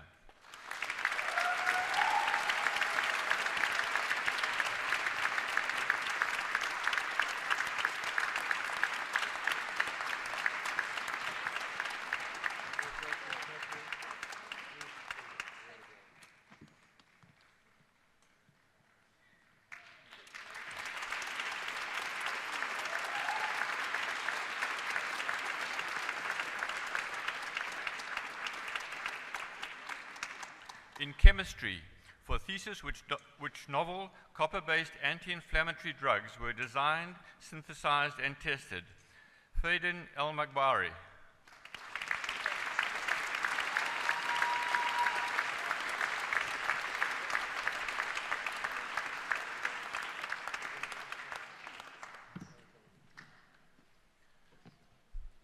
In chemistry, for a thesis that designed and evaluated a number of peptides as copper-based anti-inflammatory drugs, Ahmed Hamoda.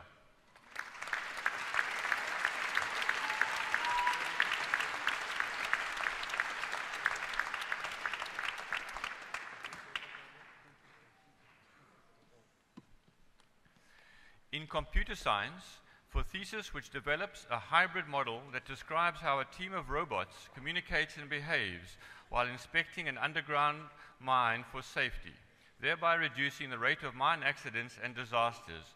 Chika Oguchukwu Yinkabanjo.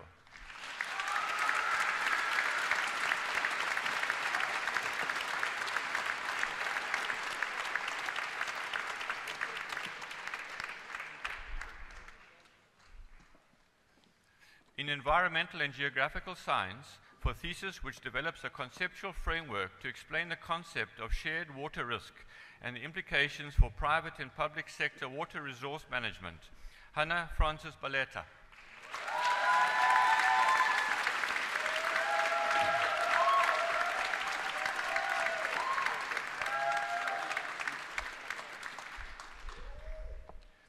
In molecular and cell biology, for thesis which determines the molecular mechanisms of action of injectable contraceptives in the regulation of inflammation in the lower female genital tract, which have important implications for choice of progestins used in contraceptives and women's health.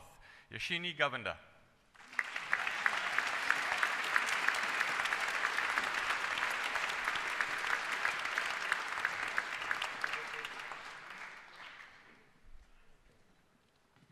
In molecular and cell biology, for thesis investigating the biological roles played by two stress-responsive genes in Arabidopsis, Delroy Tapiwa Guza.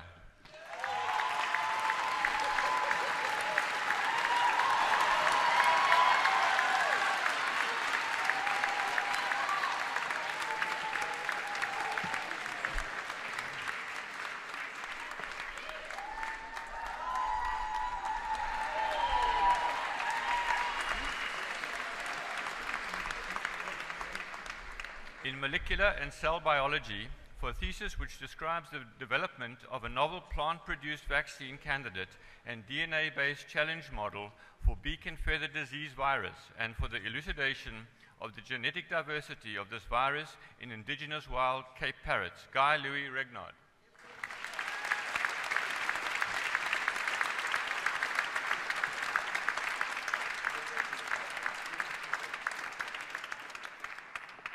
In zoology, for a thesis which examines taxonomic, phylogenetic, and biogeographical relationships of birds in the genus Cysticola, Owen Rees-Davies.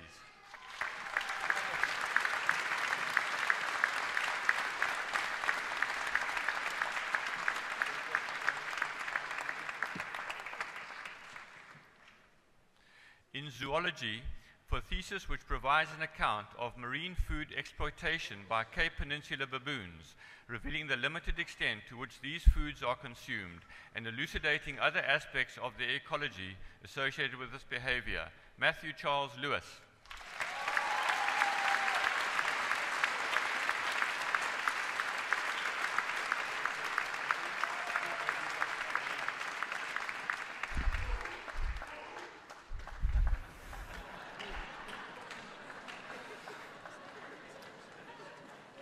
In zoology, for a thesis that uses computer models to combine physical and biological oceanographic processes to understand potential causes of decreasing catches in commercially important fisheries in a complex ocean environment, Bernardino Sergio Maloene.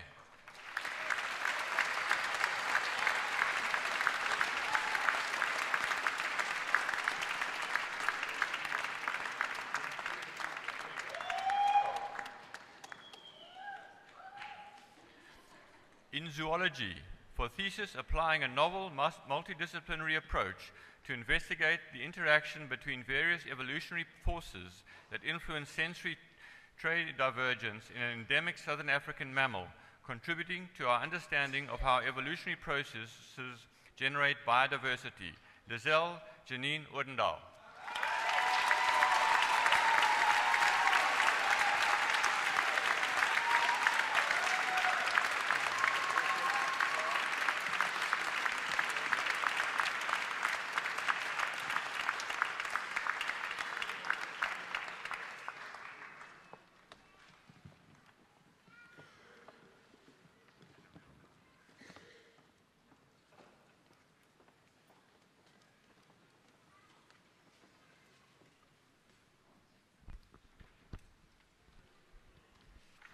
We've had a marvelous afternoon, and this is the fourth, as you heard, of our graduation ceremonies. We've had a marvelous graduation series, graduation season. This really represents the highlight of what we do as a university, to see the graduation, the production of the students at the end of this teaching program, and also, as you hear, through the PhD theses, the production of new knowledge, almost all of it directly relevant and applied to the problems that we face here in South Africa and in Africa. You would also have observed, as the names were called, the variety of countries across the continent and across the world from which our students come. And at the PhD level, nearly a third of our PhDs are from other countries, for which we are enormously proud, and which harks back to the graduation address of one of our honorary graduates this afternoon, reminding us that we are part of the continent and that the outbreaks of xenophobia are the episodes through which we should feel most ashamed as a country, but about which we can do a lot and must do. And we hope that UCT, in its creation of networks and connections throughout the continent, is playing a role to create a more united continent, a more Pan-African approach to the challenges we face. I know that, graduates, you will want to share with me your appreciation to your loved ones who have supported you through all of this. And I invite you to stand up and make eye contact with your loved ones in the audience and wave your scrolls above your heads and shout your appreciation to them. And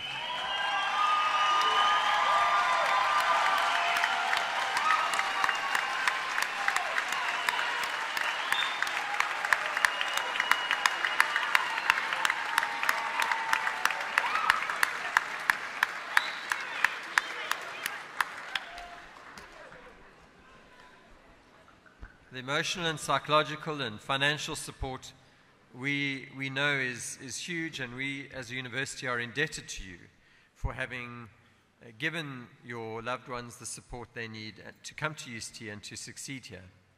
And of course, that achievement would not be possible without the support and leadership of the teachers, members of the faculty on the stage, and I invite you to show your appreciation to your supervisors as well.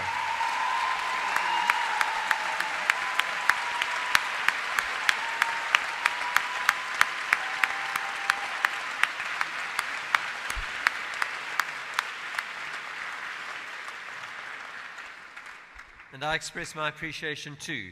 The university is what it is. It has the global reputation that it has. It is the leading institution on the continent and a global player. Firstly, because of the quality of the academics that we have, the quality of the research they do, and the quality of the teaching. And so we are enormously indebted to members of faculty. We are what we are because of you. Our reputation also hangs very much on the reputation of individual graduates as ambassadors for UCT. As you go out and into the world of work or into the world of academia, people will judge us by what they see in you, and more than anything else, it will be by the values you display in the way you live your lives and work, in the integrity you show, and in your commitment to social justice and to making a difference to the world, to those who are less well off, less privileged than we are. We hope that core attribute of graduates, that we hope all graduates will acquire by the time they have completed their time at UCT, will be an attribute shared by all of you, and that it will mark you out as a UCT graduate. As you graduate, you also join the convocation of the university, the community of some 170,000 people living at the moment around the world who have graduated from UCT, and who form an important role, play an important role in the continuity of the institution. You do that by voting for the Chancellor of the university. Mrs. Graça-Machel is our current Chancellor. Soon in a few years, there will be an election for the next Chancellor. You do that through electing members of the Council of the university, which is the governing body, which ensures that there is continuity, that standards are maintained, that the university's reputation is preserved, and that your degree, that the value of your asset is preserved. And you also do that, you give us, you ensure that the university remains true to its ideals through giving us feedback on what we do and how we're doing. And we often consult with the alumni. In the recent period when we were considering the future of the Cecil John Rhodes statue, for example, we consulted with alumni all around the world to get their views. We can only do that if you keep in touch with us. We can only ensure that you vote for council members if we have your email addresses. And so I urge you, please, to keep in touch, and as you move around, to update your details on our alumni website. We will send you regular newsletters, and we hope you will send us regular feedback. So it just remains for me to congratulate you all once again and encourage you to have a great celebration of this achievement of yours. Well done.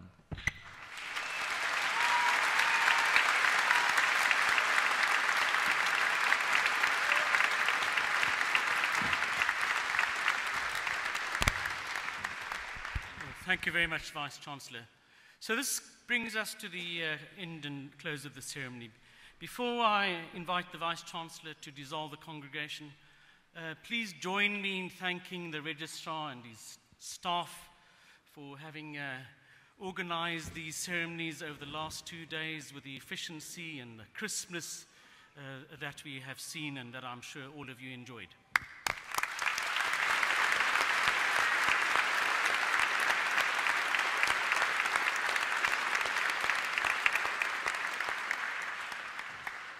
So what's going to happen now, in a minute the Vice-Chancellor will dissolve the congregation. We're going to ask you to please stand at that particular point.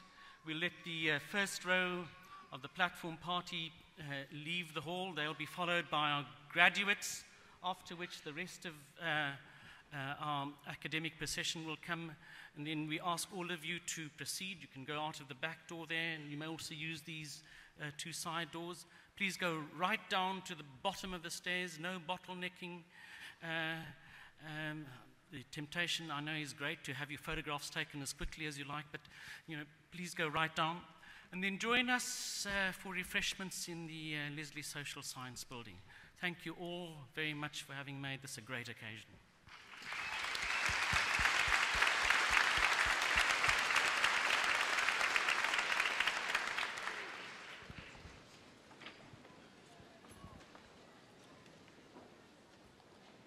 By the authority conferred on me, I now dissolve this congregation of the University of Cape Town.